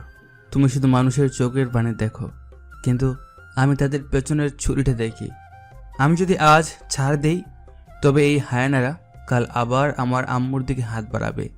আমি চাই এই শহর আরিয়ান চৌধুরীর নাম শুনলে যেন ভয়ে কুঁকড়ে যায়। ধম্ব আমার পরিচয় নয় অহনা, ধম্ব আমার মা আর আমার অধিকার রক্ষা করার ঢাল। আরিয়ান তার হাতের দামি চাবিটা টেবিলে ছুঁড়ে মারল। যে ছেলেটা একসময় একবেলা খাবারের জন্য মানুষের দুয়ারে ঘুরত, আজ তার একটা ইশারায় পুরো শহরের ব্যবসা বাণিজ্য থমকে যায়। আরিয়ানের এই নতুন দাপট এখন দাবানলের মতো ছড়িয়ে পড়ছে, আর তার শত্রুরা এখন ইঁদুরের মতো গর্তে লুকানোর জায়গা খুঁজছে। বাংলোর সুপরিসর ড্রয়িং রুমে এক অদ্ভুত শান্তি বিরাজ করছে। বিকেলের নরম রোদ জানালার পর্দা গলে ঘরের ভেতরে এসে পড়ছে। আরিয়ানের মা সুরাইয়া বেগম সোফায় হেলান দিয়ে বসে আছেন, আর পাশেই মাথা নিচু করে বসে আছে অহনা। আরিয়ান জানালার কাছে দাঁড়িয়ে বাইরে নিজের নিরাপত্তা রক্ষীদের তদারকি দেখছিল। হঠাৎ সুরাইয়া বেগম অনেকক্ষণ ধরে অহনার মুখের দিকে তাকিয়ে রইলেন। ওনার চোখে মুখে এক ধরনের চেনা চেনা ভাব ফুটে উঠল। মা অহনা, এইদিকে এসে তো দেখি, একটু কাছে বসো। আমি যখন থেকে তোমাকে দেখছি আমার কেন যেন বারবার মনে হচ্ছে তোমাকে আমি অনেক আগে থেকেই চিনি। তোমার এই হাসি মাখা মুখটা খুব চেনা চেনা লাগছে। খালাম্মা, আমি আসলে সেই নার্সের মেয়ে যে আপনাকে বিপদের সময় আগলে রেখেছিল। আমার মা চৌধুরী ভিলার সেবিকা ছিলেন। তিনি মারা যাওয়ার আগে আমাকে আপনার কথা অনেকবার বলে গিয়েছেন। কি বললে? তুমি ফতেমার মেয়ে? ও আল্লাহ, আমি তো জানতামই না যে আমার বন্ধুর মেয়ে আমার সামনে দাঁড়িয়ে। ফাতেমা শুধু আমার সেবিকাই ছিল না মা, ও ছিল আমার জানের জান, আমার সবচেয়ে প্রিয় বান্ধবী। আমরা তো ছোটবেলায় কত খেলাধুলা করেছি, এমনকি যখন আমি সুখে ছিলাম আমি তো মনে মনে ঠিক করেই রেখেছিলাম যে তোমার সাথে। সুরাইয়া বেগম হঠাৎ কথা থামিয়ে দিলেন। ওনার কণ্ঠটা ধরে এলো। স্মৃতির পাতায় ডুব দিয়ে তিনি কিছুক্ষণ চুপ হয়ে রইলেন। ঘরের ভেতরে এক পিনপতন নীরবতা নেমে এলো। আরিয়ান জানালার কাছ থেকে সরে এসে মায়ের পাশে এসে দাঁড়ালো। সে দেখল তার মায়ের চোখ দিয়ে জল গড়িয়ে পড়ছে। সুরাইয়া বেগম হঠাৎ আরিয়ানের দিকে তাকালেন এবং এক হাত বাড়িয়ে আরিয়ানের হাতটা শক্ত করে ধরলেন। আরিয়ান, এদিকে আয় বাবা, আমার কাছে এসে বস। আমি তোর কাছে আজ একটা জিনিস চাইবো, তুই কি আমাকে দিবি? তুই তো এখন অনেক বড় হয়েছিস, অনেক দাপট তোর। তুই কি তোর অভাগী মায়ের একটা আবদার রক্ষা করবি? আম্মু, আপনি এসব কি বলছেন? আপনার আরিয়ান আপনার জন্য জান দিতে প্রস্তুত। আপনি শুধু আদেশ করেন না আম্মু, আমি আপনাকে পৃথিবীর সব সুখ এনে দেব। আপনি যা চাইবেন এই আরিয়ান তাই আপনার পায়ের নিচে এনে রাখবে। আরিয়ান কথা বলতে বলতে তার মায়ের পায়ের কাছে মেঝেতে বসে পড়ল। তার সেই দোদণ্ড প্রতাপ, সেই দম্ভ সবই যেন মায়ের পায়ের কাছে ধুলোয় মিশে গেল। সুরাইয়া বেগম পরম মমতায় আরিয়ানের মাথায় হাত বুলিয়ে দিতে লাগলেন। ওনার চোখে তখন এক দৃঢ় সংকল্প। আমি কোনো ধন সম্পদ চাই না রে খোকা, আমি চাই আমার ফেলে আসা জীবনের সেই সুন্দর স্বপ্নটা তুই সত্যি কর। ফাতেমা আর আমি কথা দিয়েছিলাম আমরা এক পরিবার হব, তাই আমি চাই তুই অহনাকে বিয়ে কর। আমি আমার বন্ধুর অমানতকে নিজের ঘরের লক্ষ্মী করে রাখতে চাই। সুরাইয়া বেগমের মুখ থেকে এই কথাটি বের হওয়ার সাথে সাথে ঘরের ভেতরে উপস্থিত সবাই চমকে উঠল। সায়েম দরজার কাছে দাঁড়িয়েছিল। সেও যেন নিজের কানকে বিশ্বাস করতে পারল না। অহনা লজ্জায় আর বিস্ময়ে একদম পাথর হয়ে গেল। তার মাথা আরও নিচু হয়ে গেল। আরিয়ান মায়ের দিকে চেয়ে রইল। তার চোখে তখন রাজ্যের বিস্ময়। যে আরিয়ান সারা শহরকে কাঁপিয়ে বেড়ায়, মায়ের এক আকস্মিক আবদারে সে আজ প্রথমবার কথা বলার ভাষা হারিয়ে ফেলল। আম্মু, আপনি হঠাৎ এই কথা বলছেন? ওহনা তো মানে কোনো মানে নয় বাবা, অহনা না থাকলে তুই আজ আমাকে খুঁজে পেতি না। ও তোর জীবন বাঁচিয়েছে, আমার মান বাঁচিয়েছে। ওর মা আমাকে শেষ পর্যন্ত আগলে রেখেছিল। এই বংশের প্রকৃত বউ হওয়ার যোগ্যতা শুধু ওরই আছে। বল আরিয়ান, তুই কি তোর মায়ের এই ইচ্ছাটা পূরণ করবি না? ঘরের পরিবেশ এখন ভারী হয়ে উঠেছে।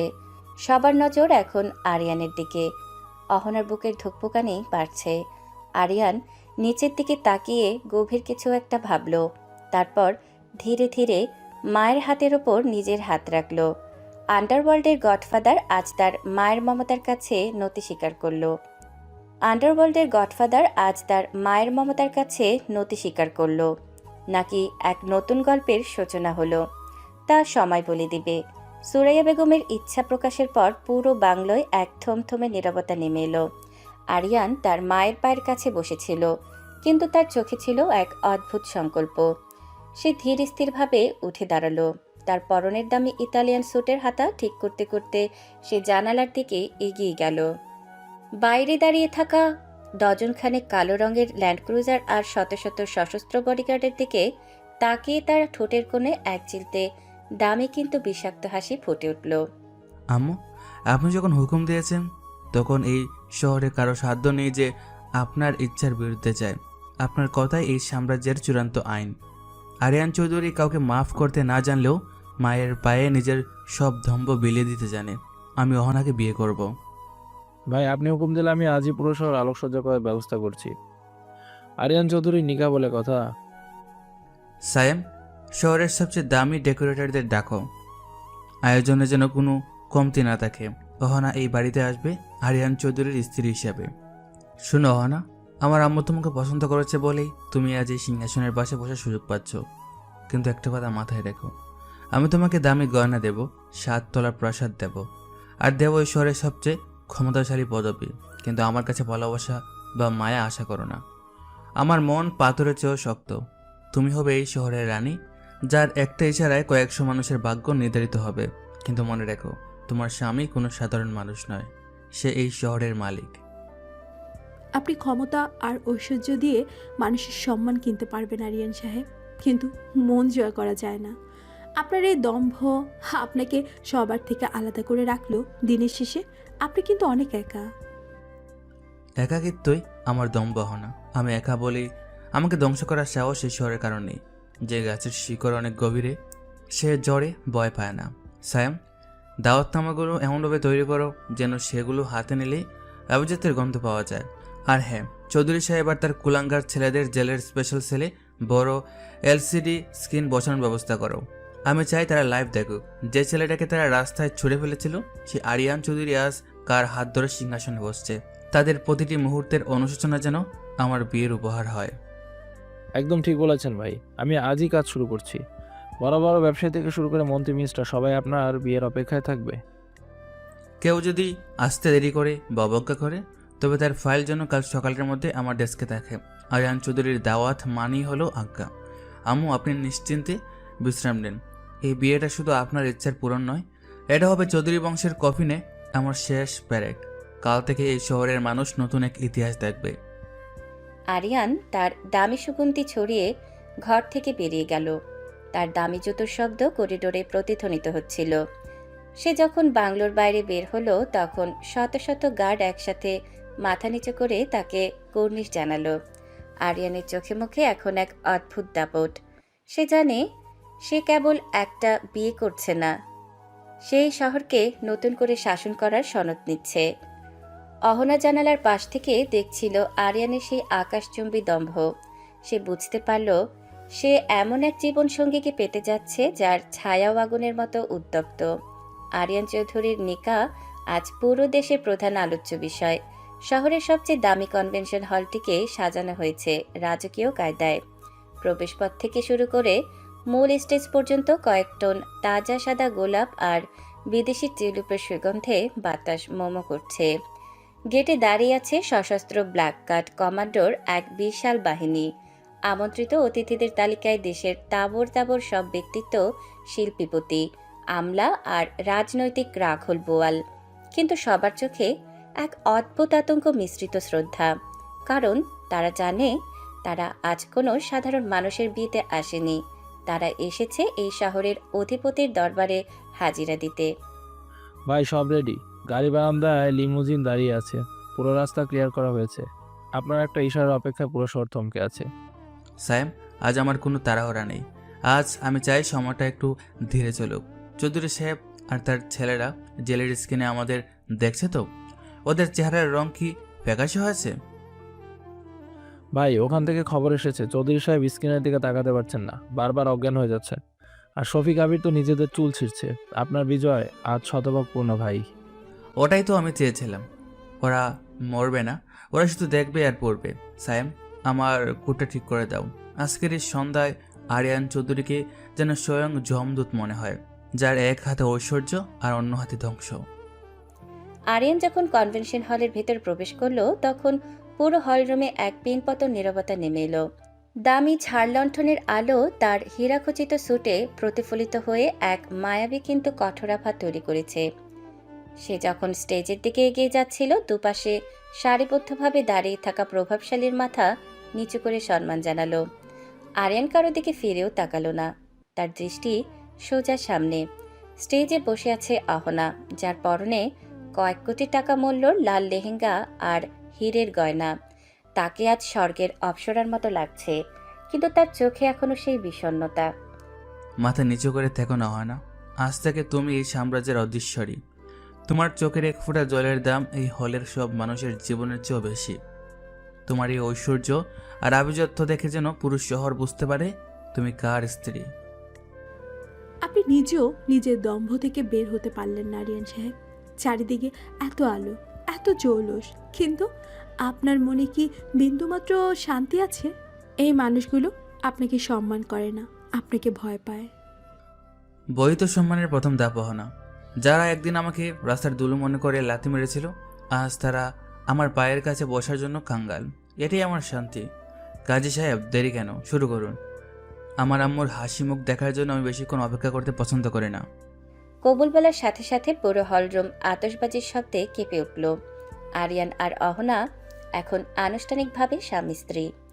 সুরাইয়া বেগম এসে পরম মমতায় দুজনের মাথায় হাত রাখলেন। তার চোখের কোণে আনন্দের জল। 20 বছর আগে যে স্বপ্ন তিনি দেখেছিলেন, আজ তা পূর্ণ হলো। কিন্তু আরিয়ানের দম্ভে এক বিন্দুও ফাটল ধরল না। সে উঠে দাঁড়ালো এবং মাইক্রোফোনটা হাতে নিল। উপস্থিত সুধীবৃন্দ, আপনাদের সবাইকে ধন্যবাদ আজ এখানে আসার জন্য। আপনারা হয়তো ভাবছেন এটা কেবল একটা বিয়ে। না, এটা আরিয়ান চৌধুরীর ক্ষমতার সনদ। আজ থেকে এই শহরের প্রতিটি ইটের মালিকানা আমার। যারা আমার অনুগত থাকবে তাদের জন্য আমার এই অডেল ঐশ্বর্যের দরজা খোলা থাকবে, আর যারা আমার বা আমার পরিবারের বিরুদ্ধে যাওয়ার কথা স্বপ্ন ভাববে তাদের জন্য জেলের অন্ধকার সেলে চৌধুরী সাহেবের পাশে একটা সিট খালি রাখা হবে। স্যাম, সবার খাওয়ার ব্যবস্থা রাজকীয় করো। আজ যেন কেউ এই দরবার থেকে খালি হাতে না ফেরে। নিকা শেষ করে আরিয়ান যখন অহনাকে নিয়ে তার ব্যক্তিগত রিসোর্টের দিকে রওনা হবে ভাবছিল, ঠিক তখনই পুরো কনভেনশন হলের বিদ্যুৎ সংযোগ বিচ্ছিন্ন হয়ে গেল। চারদিকে ঘুটঘুটে অন্ধকার। ব্যাকআপ জেনারেটর চালু হতে যে কয়েক সেকেন্ড সময় লাগলো, তার মধ্যেই হলের ভেতর এক ভয়াবহ আর্তনাদ শোনা গেল। আলো ফিরতেই সবাই দেখল স্টেজের উপর আরিয়ানের বিধ্বস্ত সহযোগী সায়েম রক্তাক্ত অবস্থায় পড়ে আছে। তার বুকের ওপর একটা অদ্ভুত নকশা করা খঞ্জর বিঁধে আছে, যাতে একটা লাল রঙের চিরকুট লাগানো। আরিয়ানের চোখের মনি এক মুহূর্তের জন্য স্থির হয়ে গেল। তারপর সেখানে দাউ দাউ করে আগুন জ্বলে উঠল। সায়েম, কি আছে এখানে? গার্ডস, গেট লক করো। এই হলের ভিতর থেকে একটা মাসের জন্য বের হতে না পারে। সায়েম, চোখ মেলো। কার এত বড় স্পর্ধা যে আরিয়ান চৌধুরীর আঙ্গিনায় ঢুকে আমার ভাইয়ের উপর হাত তুলে? এই সাহস যারা দেখিয়েছে তারা জানে না তারা নিজেদের মৃত্যু পরোয়ানা নিজ হাতে সই করেছে। ভাই আপনি সাবধানে, ওরা খুব কাছেই আছে, ওরা আপনার পরিচয় জানে। সাহেব তুমি কথা বলো না। যারা ভেবেছে আরিয়ানকে তার খুশির দিনে চমক দিয়ে জয়ী হবে, তারা জানে না বাঘাহত হলে আরও বেশি হিংস্র হয়। স্যামকে এখনই আমার ব্যক্তিগত হাসপাতালে নিয়ে যাও। অহনা তুমি আম্মুকে নিয়ে এখনই সেফ হাউসে চলে যাও। আমার পরবর্তী নির্দেশ না পাওয়া পর্যন্ত ওখান থেকে বের হবে না। আজ রাতে এই শহরে কোনো উৎসব হবে না। আজ রাতে শুধু আর্তনাদ শোনা যাবে। আরিয়ানের মেঝের ওপর থেকে সেই রক্তমাখা চিরকুটটা তুলে নিল। তাতে কোনো লেখা নেই, শুধু একটা কালো শকুনের চিহ্ন আঁকা। আরিয়ানের চোয়াল শক্ত হয়ে এলো। সে দ্রুত হলের বাইরে বেরিয়ে এলো এবং তার ল্যান্ড ক্রুজারের বহর নিয়ে সোফার দিকে ছুটল, যেখানে মিস্টার চৌধুরী আর তার ছেলেদের কড়া পাহারায় রাখা হয়েছিল। সেখানে গিয়ে সে দেখল জেলখানা রণক্ষেত্রে পরিণত হয়েছে। পাহারাদাররা অচেতন হয়ে পড়ে আছে আর মিস্টার চৌধুরী এবং তার ছেলেরা উধাও। সায়েম না থাকলেও আমার নেটওয়ার্ক শেষ হয়ে যায়নি। শুনো কন্ট্রোল রুম, আন্ডারওয়ার্ল্ডের সব ড্রোন আর লোকজনকে অ্যাক্টিভেট করো। আমি জানতে চাই মিস্টার চৌধুরীকে কে উদ্ধার করলো। যেই হোক না কেন, সে আরিয়ান চৌধুরী ডেরায় পা রেখে জীবনের সবচেয়ে বড় ভুল করেছে। আমি তাকে নরক দেখাবো। আরিয়ান যখন তার গোপন কমান্ডো সেন্টারে বসে সিসিটিভি ফুটেজ চেক করছিল, তখন তার স্ক্রিনে হঠাৎ একটি ভিডিও কল বেজে উঠল। স্ক্রিনে ভেসে উঠল মিস্টার চৌধুরী, রক্তাক্ত কিন্তু তৃপ্ত মুখ। তার পাশে দাঁড়িয়ে আছে এক বিশাল দেহী যুবক, যার চোখে এক পৈশাচিক জিঘাংসা। যুবকটি ধীরে ধীরে তার মুখের কালো কাপড়টা সরিয়ে ফেলল। আরিয়ান এক মুহূর্তের জন্য স্তব্ধ হয়ে গেল, কারণ লোকটির চেহারার সাথে তার নিজের চেহারার এক অদ্ভুত মিল আছে। খুব অবাক হয়েছো আরিয়ান? ভাবছো তোমার মতো দেখতে এই লোকটা কে? আমার নাম আরশাদ, তোমার বাবার প্রথম এবং বৈধ উত্তরাধিকারী, যাকে সম্পত্তির লোভে তোমার মা আর মিস্টার চৌধুরী মিলে অনেক আগে সরিয়ে দিতে চেয়েছিল। তুমি নিজেকে এই রাজত্বের মালিক ভাবছো? আমি তো এই সাম্রাজ্যের আসল অন্ধকার সম্রাট। মিস্টার চৌধুরী তো কেবল আমার একটা গুটি ছিলেন। তাকে বের করার দরকার ছিল বলেই আমি এসেছি। আরশাদ নামটা এর আগে শুনিনি, তবে আজ থেকে এটা আমার ডিকশনারিতে মৃত হিসাবে লেখা থাকবে। তুই যদি আমার বাবার রক্ত হয়ে থাকিস, তবে জানবি আরিয়ান চৌধুরী সেই রক্ত জড়াতেও 1 সেকেন্ডও সময় নেবে না। তুই আমার প্রাসাদে ঢুকে আমার লোকের রক্ত জড়িয়েছিস। এর বদলা তোকে এমনভাবে দিতে হবে যা তোর 7 পুরুষ মনে রাখবে। অন্ধকার থেকে লড়াই করা বাদ দিয়ে সামনে আয় আরশাদ। সামনেই তো আসবো আরিয়ান, তবে একা নয়। তোর পুরো দম্ভ আর ঐশ্বর্যকে ধুলোয় মিশিয়ে দিয়ে আসবো। তোর মা সুরাইয়া বেগম এখনো বেঁচে আছেন জেনে খুব ভালো লাগলো। খুব শীঘ্রই তাকে আমার তরফ থেকে এক বিশেষ তোহফা পাঠাবো। মনে রাখিস, সিংহাসন উত্তরাধিকার সূত্রে পাওয়া যায় না, সিংহাসন টিকে থাকে শক্তিতে। আর আমার শক্তি তো তুই কল্পনাও করতে পারবি না। স্যামকে মারার চেষ্টা করে তুই নিজের কবরের গর্ত নিজেই করেছিস। আমি আরিয়ান চৌধুরী, এই শহরের ভাগ্য আমি নিজের হাতে লিখি। তুই যেখান থেকে আসিস না কেন, তোকে আমি এমন এক গর্তে পুঁতব যেখান থেকে তোর চিৎকার উপরে আসবে না। আমার ঐশ্বর্য দেখে তোর চোখ রাজাচ্ছে? ঠিক আছে, আমি তোকে দেখাবো ঐশ্বর্য দিয়ে কিভাবে ধ্বংস কেনা যায়। আরিয়ান রাগে ল্যাপটপটা আছাড় দিয়ে ভেঙে চুরমার করে দিল। তার প্রতিটি নিঃশ্বাসে এখন প্রতিহিংসার বারুদ। সে তার কোমর থেকে স্বর্ণখচিত রিভলভারটা বের করে লোড করল। অহনা দরজার আড়াল থেকে সব শুনছিল। তার চোখে মুখে রাজ্যর আতঙ্ক। সে বুঝতে পারল সে এখন এক ঝড়ের সামনে দাঁড়িয়ে আছে, যা পুরো শহরকে লণ্ডভণ্ড করে দিতে পারে। আরিয়ান তার কালো ওভারকোটটা গায়ে জড়িয়ে ধীর পায়ে বাইরে বেরিয়ে এলো। তার পেছনে শত শত সশস্ত্র বডিগার্ডদের বুটের আওয়াজ প্রতিধ্বনিত হচ্ছে। আজ রাতে কোনো আইন থাকবে না, কোনো মায়া থাকবে না। যে আমার পথে আসবে সে লাশে পরিণত হবে। আরশাদকে আমি বুঝিয়ে দেব সিংহাসনের আসল অধিপতিকে। স্যামকে যে কষ্ট ও দিয়েছে, তার প্রতিটি সেকেন্ডের জন্য আমি ওর একটা আঙ্গুল কাটবো। গাড়ি বের করো, আজ শিকার শুরু হবে। আরিয়ানের বাংলোর সামনের বিশাল চত্বরে তখন এক ভয়াবহ নিস্তব্ধতা বিরাজ করছে। আরিয়ানের সশস্ত্র বাহিনী আর আরশাদের প্রশিক্ষিত কালো বাহিনী একে অপরের দিকে বন্দুক তাক করে আছে। মাঝখানে 2 ভাই আরিয়ান আর আরশাদ। আরিয়ানের রিভলভার স্থির হয়ে আছে আরশাদের কপালে, আর আরশাদের ধারালো খঞ্জর আরিয়ানের বুকের ঠিক উপরে। ঠিক সেই মুহূর্তে সুরাইয়া বেগম টলতে টলতে বাংলোর বারান্দায় এসে দাঁড়ালেন। ওনার হাতে একটা পুরনো মখমলের বাক্স আর কিছু বিবর্ণ ছবি। আরিয়ান, হাত নামাও বাবা। আরশাদ, আল্লাহর দোহাই লাগে ওই খঞ্জরটা সরিয়ে নাও। তোমরা কি জানো তোমরা কার রক্ত ঝরাতে যাচ্ছ? তোমরা দুজনই একই বাবার সন্তান। আমান চৌধুরীর রক্ত তোমাদের শরীরে বইছে। এই ধ্বংসলীলা থামাও। সুরাইয়া বেগম, আপনি নিজেকে আমার মা বলে দাবি করবেন না। আর খবরদার, আমাকে নিজের সন্তান বলে ডাকার দুঃসাহস দেখাবেন না। এই নাটক আর কতদিন চলবে? মিস্টার চৌধুরী আমাকে সব বলেছেন। আপনি তো আমার বাবাকে সরিয়ে দিয়ে আমাকে পথের ভিখারি করতে চেয়েছিলেন। আপনি তো মিস্টার চৌধুরীকে বলেছিলেন আমাকে শহরের বাইরে ফেলে দিয়ে আসতে, যাতে আপনার নিজের ছেলে আরিয়ান সব সম্পত্তির মালিক হয়।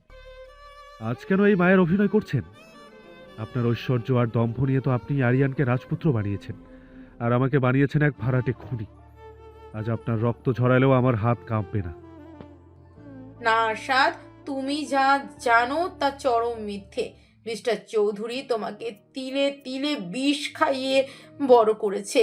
তোমার মা যখন মারা গেলেন আমি তোমাকে নিজের বুকে টেনে নিয়েছিলাম, কিন্তু মিস্টার চৌধুরী জানতো বড় ছেলে হিসেবে তুমিই হবে আমান চৌধুরীর আসল উত্তরসূরি। তাই সে তোমাকে অপহরণ করে আমাকে বিশ্বাস করিয়েছিল যে তুমি মারা গেছো, আর তোমাকে শিখিয়েছে যে আমি তোমাকে তাড়িয়ে দিয়েছি। সে দুই ভাইকে একে অপরের কলিজার শত্রু বানিয়ে পুরো চৌধুরীর সাম্রাজ্য দখল করতে চেয়েছিল। এই দেখো আরশাদ, এই বাক্সে তোমার ছোটবেলার সেই খেলনা আর তোমার মায়ের সেই স্মৃতিগুলো আমি 20 বছর ধরে আগলে রেখেছি। মিস্টার চৌধুরী, সে আমাকে বলেছিল আপনি আমার জানের শত্রু। সে বলেছিল আরিয়ানকে শেষ করতে পারলেই আমি আমার বাবার হকের সম্পত্তি ফিরে পাবো। আমি তাকে নিজের বাবার মতো শ্রদ্ধা করে এসেছি। সে কি আমাকে শুধু একটা হাতিয়ার হিসেবে ব্যবহার করেছে? আমার পুরো জীবন কি সে মিথ্যে প্রতিশোধের আগুনে পুড়িয়ে দিল? আপনি কি সত্যি আমাকে ভালোবাসতেন আম্মু? আরিয়ান আর আরশাদ একে অপরকে জড়িয়ে ধরল। আরশাদ ভাই, আমি জানি না আপনি আমাকে বিশ্বাস করবেন কিনা, কিন্তু মিস্টার চৌধুরী যদি আপনার আপন হতো তবে সে আপনার হাতে অস্ত্র না দিয়ে আপনাকে কলম দিত। সে আপনাকে খুনি বানিয়েছে যাতে আপনি আর আমি একে অপরকে শেষ করে দেই। আমার দম্ভ আমাকে অন্ধ করেছিল, আর আপনার ঘৃণা আপনাকে। কিন্তু আজ আম্মুর চোখের পানি আমাদের সামনে সত্যিটা নিয়ে এসেছে। আরিয়ান চৌধুরী কারোর সামনে মাথা নোয়ায় না, কিন্তু আজ সে তার বড় ভাইয়ের সামনে সব দম্ভ বিসর্জন দিতে রাজি। আরশাদ, বাবা আমার কাছে এসো। তুমি কি সেই ছোট্ট আরশাদ নও যে আমার আঁচল ছাড়া কিছুই বুঝতে না? মিস্টার চৌধুরী তোমার মন থেকে আমার স্মৃতি মুছে দিয়েছে, কিন্তু মায়ের মন থেকে সন্তানকে মুছতে পারেনি। আজকে তুমি ওই শয়তানের চক্রান্তে পা দিয়ে নিজের ভাইয়ের রক্ত ঝরাবে? আরিয়ান, আমি কি করতে যাচ্ছিলাম? আমি আমার নিজের পরিবারকে চিনতে পারিনি। মিস্টার চৌধুরী আমাকে মানুষ নয় একটা জানোয়ার বানিয়ে বড় করেছে। আমার 20টা বছর আমি এক মিথ্যে মরিচিকার পেছনে দৌড়েছি। আম্মু, আমাকে ক্ষমা করে দিন। আমি আপনাকে চিনতে পারিনি। মিস্টার চৌধুরীর রক্তে আজ আমি এই মাটি ভিজিয়ে দেব। ভাই, ক্ষমা চাওয়ার কিছু নেই। আমরা দুজনেই সেই পিশাচের চক্রান্তের শিকার। আমি আমার দম্ভ নিয়ে রাজত্ব করতে চেয়েছিলাম, আর আপনি আপনার শক্তি দিয়ে। কিন্তু এখন সময় এসেছে আসল শয়তানের বুক ছিঁড়ে হিসাব বুঝে নেওয়ার। মিস্টার চৌধুরী ভেবেছিল সে আমাদের রক্তে হোলি খেলবে। এখন সে দেখবে দুই ভাই মিলে তার অস্তিত্ব কিভাবে ঝালিয়ে দেয়। ভাই, আসাদ ভাইয়ের লোকদের উপর আমাদের কোনো ক্ষোভ নেই। আমরা সবাই এখন এক। মিস্টার চৌধুরী যেখানেই থাকুক, আজ রাত তার জন্য শেষ রাত হবে। আমার জখমের বদলা আমি নিজে ওর থেকে নেব। আরিয়ান, আমাকে বিশ্বাস করো। আমি তোমার বিশ্বস্ত সায়েমকে আঘাত করেছি মিস্টার চৌধুরীর মিথ্যে উস্কানিতে, কিন্তু এখন থেকে আমি আর তুমি এক ছায়ার মতো থাকবো। মিস্টার চৌধুরী যেখানেই লুকিয়ে থাকুক, পাতালেও থাকলে আমি ওকে খুঁজে বের করব। যে হাত দিয়ে সে আমার শৈশব চুরি করেছে, সেই হাত আমি আজ ওর শরীর থেকে আলাদা করব। আজ রাতে এই শহরে শুধু ন্যায়ের শাসন চলবে। যাও বাবা, তোমরা দুই ভাই মিলে ওই অশুভ শক্তিকে শেষ করো। আজ আরিয়ান চৌধুরীর দম্ভ আর আরশাদের রণকৌশল মিলে এক নতুন ইতিহাস করবে। আমার আমান চৌধুরীর রক্ত বৃথা যেতে পারে না। দুই ভাইয়ের এই অভূতপূর্ব মিলন দেখে উপস্থিত কয়েকশো বডিগার্ড একসাথে কুর্নিশ জানালো। আরিয়ানের চোখে এখন জয়ের দম্ভ আর আরশাদের চোখে সত্যর অগ্নিশিখা। ভোরের আলো ফোটার আগেই তারা মিস্টার চৌধুরীর গোপন আস্তানায় হানা দেওয়ার জন্য প্রস্তুত হলো। আরিয়ানের ঐশ্বর্য আর আরশাদের রণকৌশল, এই দুয়ের সামনে এখন আর কোনো শত্রু টিকে থাকার সাধ্য নেই। রাত তখন গভীর, কিন্তু পুরো শহর যেন জেগে আছে এক অজানা আতঙ্কে। আরিয়ান চৌধুরীর বাংলো থেকে যখন শত শত গাড়ির কনভয় বেরিয়ে এলো, তখন রাস্তার ধারের কুকুরগুলো ভয়ে ডাকতে ভুলে গেল। একপাশে আরিয়ানের অত্যাধুনিক অস্ত্রধারী বাহিনী, অন্য পাশে আরশাদের প্রশিক্ষিত দুর্ধর্ষ কমান্ডো দল। মাঝখানে একটি বিশাল কালো ল্যান্ড ক্রুজারে বসে আছে দুই ভাই। আরিয়ান তার স্বর্ণখচিত রিভলভারটি পরিষ্কার করছে, আর আরশাদ তার খঞ্জরের ধার পরীক্ষা করছে। তাদের গন্তব্য শহরের উপকণ্ঠে থাকা সেই পরিত্যক্ত কয়লা খনি, যেখানে মিস্টার চৌধুরী তার অবশিষ্ট শক্তি নিয়ে লুকিয়ে আছে। আরশাদ ভাই, আজ রাতের পর এই শহরে মিস্টার চৌধুরী নামে কোনো অস্তিত্ব থাকবে না। সে ভেবেছিল আমাদের দুই ভাইকে লড়াই করে এসে তামাশা দেখবে। এখন সে দেখবে দুই ভাইয়ের জোট কতটা ভয়ঙ্কর হতে পারে। আমার ঐশ্বর্য আর আপনার রণকৌশল, এই দুইয়ের সামনে আজ মৃত্যু মাথা নত করবে। আরিয়ান, আমি 20 বছর ধরে ওর বিষাক্ত কথা শুনে বড় হয়েছি। ও আমাকে পশুর মতো ট্রেনিং দিয়েছে শুধু তোমাকে মারার জন্য। আজ আমি সেই পশুকে ওর নিজের ডেরায় গিয়ে শিকার করব। মিস্টার চৌধুরী আজ বুঝতে পারবে যে বাঘের বাচ্চাকে ভুল শিখিয়ে কোনোদিন নিজের গোলাম বানানো যায় না। কনভয়টি যখন কয়লা খনির সামনে পৌঁছালো, তখন চারদিক থেকে গুলি বর্ষণ শুরু হলো। মিস্টার চৌধুরীর ভাড়াটে খুনিরা পাহাড়ের আড়াল থেকে আক্রমণ চালালো, কিন্তু আরিয়ান আর আরশাদের বাহিনী ছিল অপ্রতিরোধ্য। আরিয়ান তার গাড়ির সানরুফ দিয়ে বেরিয়ে এসে দুই হাতে গুলি চালাতে শুরু করলো। তার প্রতিটি গুলি এক একজন শত্রুর বুক এফোর ওফোর করে দিচ্ছিল। অন্যদিকে আরশাদ গাড়ি থেকে লাফিয়ে নেমে ছায়ার মতো অন্ধকারে মিশে গেল। কয়েক মিনিটের মধ্যেই শত্রুপক্ষের আর্তনাদ খনির চারধারে প্রতিধ্বনিত হতে লাগলো। ভাই, আমি মেন গেট উড়িয়ে দিয়েছি, আপনি ভেতরে যান। মিস্টার চৌধুরী ভেতরে একটি লোহার চেম্বারে আটকা পড়েছে। ওর পালানোর সব পথে আমি বন্ধ করে দিয়েছি। আজ ওর পাপের ঘোড়া পূর্ণ হয়েছে। শাবাশ সায়েম, তুমি আহত শরীর নিয়েও যা করেছো তা আমি বলবো না। আরশাদ ভাই চলুন, আমাদের বাবার খুনি আর আমাদের শৈশব চোরকে আজ শেষ দেখা দেখে আসি।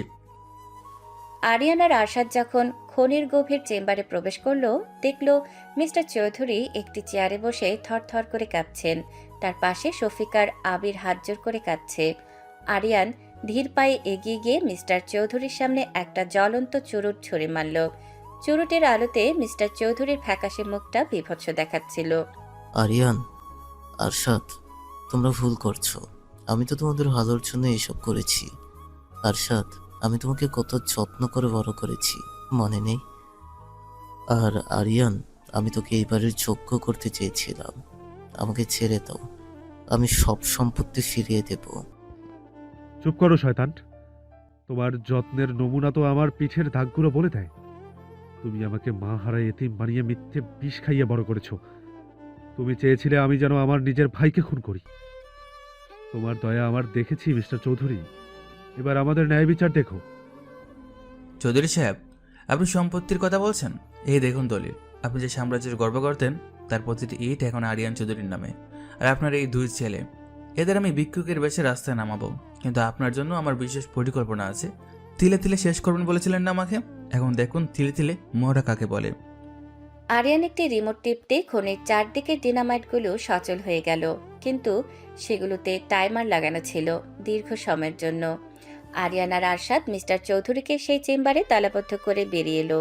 মিস্টার চৌধুরী চিৎকার করে ক্ষমা চাইতে লাগলেন, কিন্তু পাথরের দেয়ালে সেই চিৎকার বাধা পেয়ে ফিরে আসতে লাগলো। আরিয়ান, আজ মনে হচ্ছে আমি প্রথমবার শান্তিতে নিঃশ্বাস নিতে পারছি। 20 বছরের বোঝা আজ নেমে গেল। আম্মু আমাদের জন্য অপেক্ষা করছেন। চলো ভাই, বাড়িতে ফিরি। হ্যাঁ ভাই, আজ থেকে এই শহর নতুন এক যুগ দেখবে। এখানে দম্ভ থাকবে, কিন্তু তা হবে ন্যায়ের। এখানে শক্তি থাকবে, কিন্তু তা হবে দুর্বলের রক্ষক। আমাদের বাবার নাম আজ থেকে সগৌরবে এই শহরের আকাশে বাতাসে প্রতিধ্বনিত হবে। বাংলোতে ফেরার পর এক আবেগঘন পরিবেশের সৃষ্টি হলো। সুরাইয়া বেগম দরজায় প্রদীপ নিয়ে দাঁড়িয়েছিলেন। দুই ছেলেকে একসাথে অক্ষত অবস্থায় ফিরে আসতে দেখে তিনি সিজদায় লুটিয়ে পড়লেন। অহনা আরিয়ানের পাশে এসে দাঁড়ালো। আরিয়ানের চোখে আছে আগের মতো নিষ্ঠুর দম্ভ নেই, বরং সেখানে এক ধরনের প্রশান্তি খেলা করছে। আলহামদুলিল্লাহ, আমার 2 মানিক আজ ঘরে ফিরেছে। আরিয়ান, আরশাদ, তোমরা আজ থেকে এই বংশের প্রদীপ।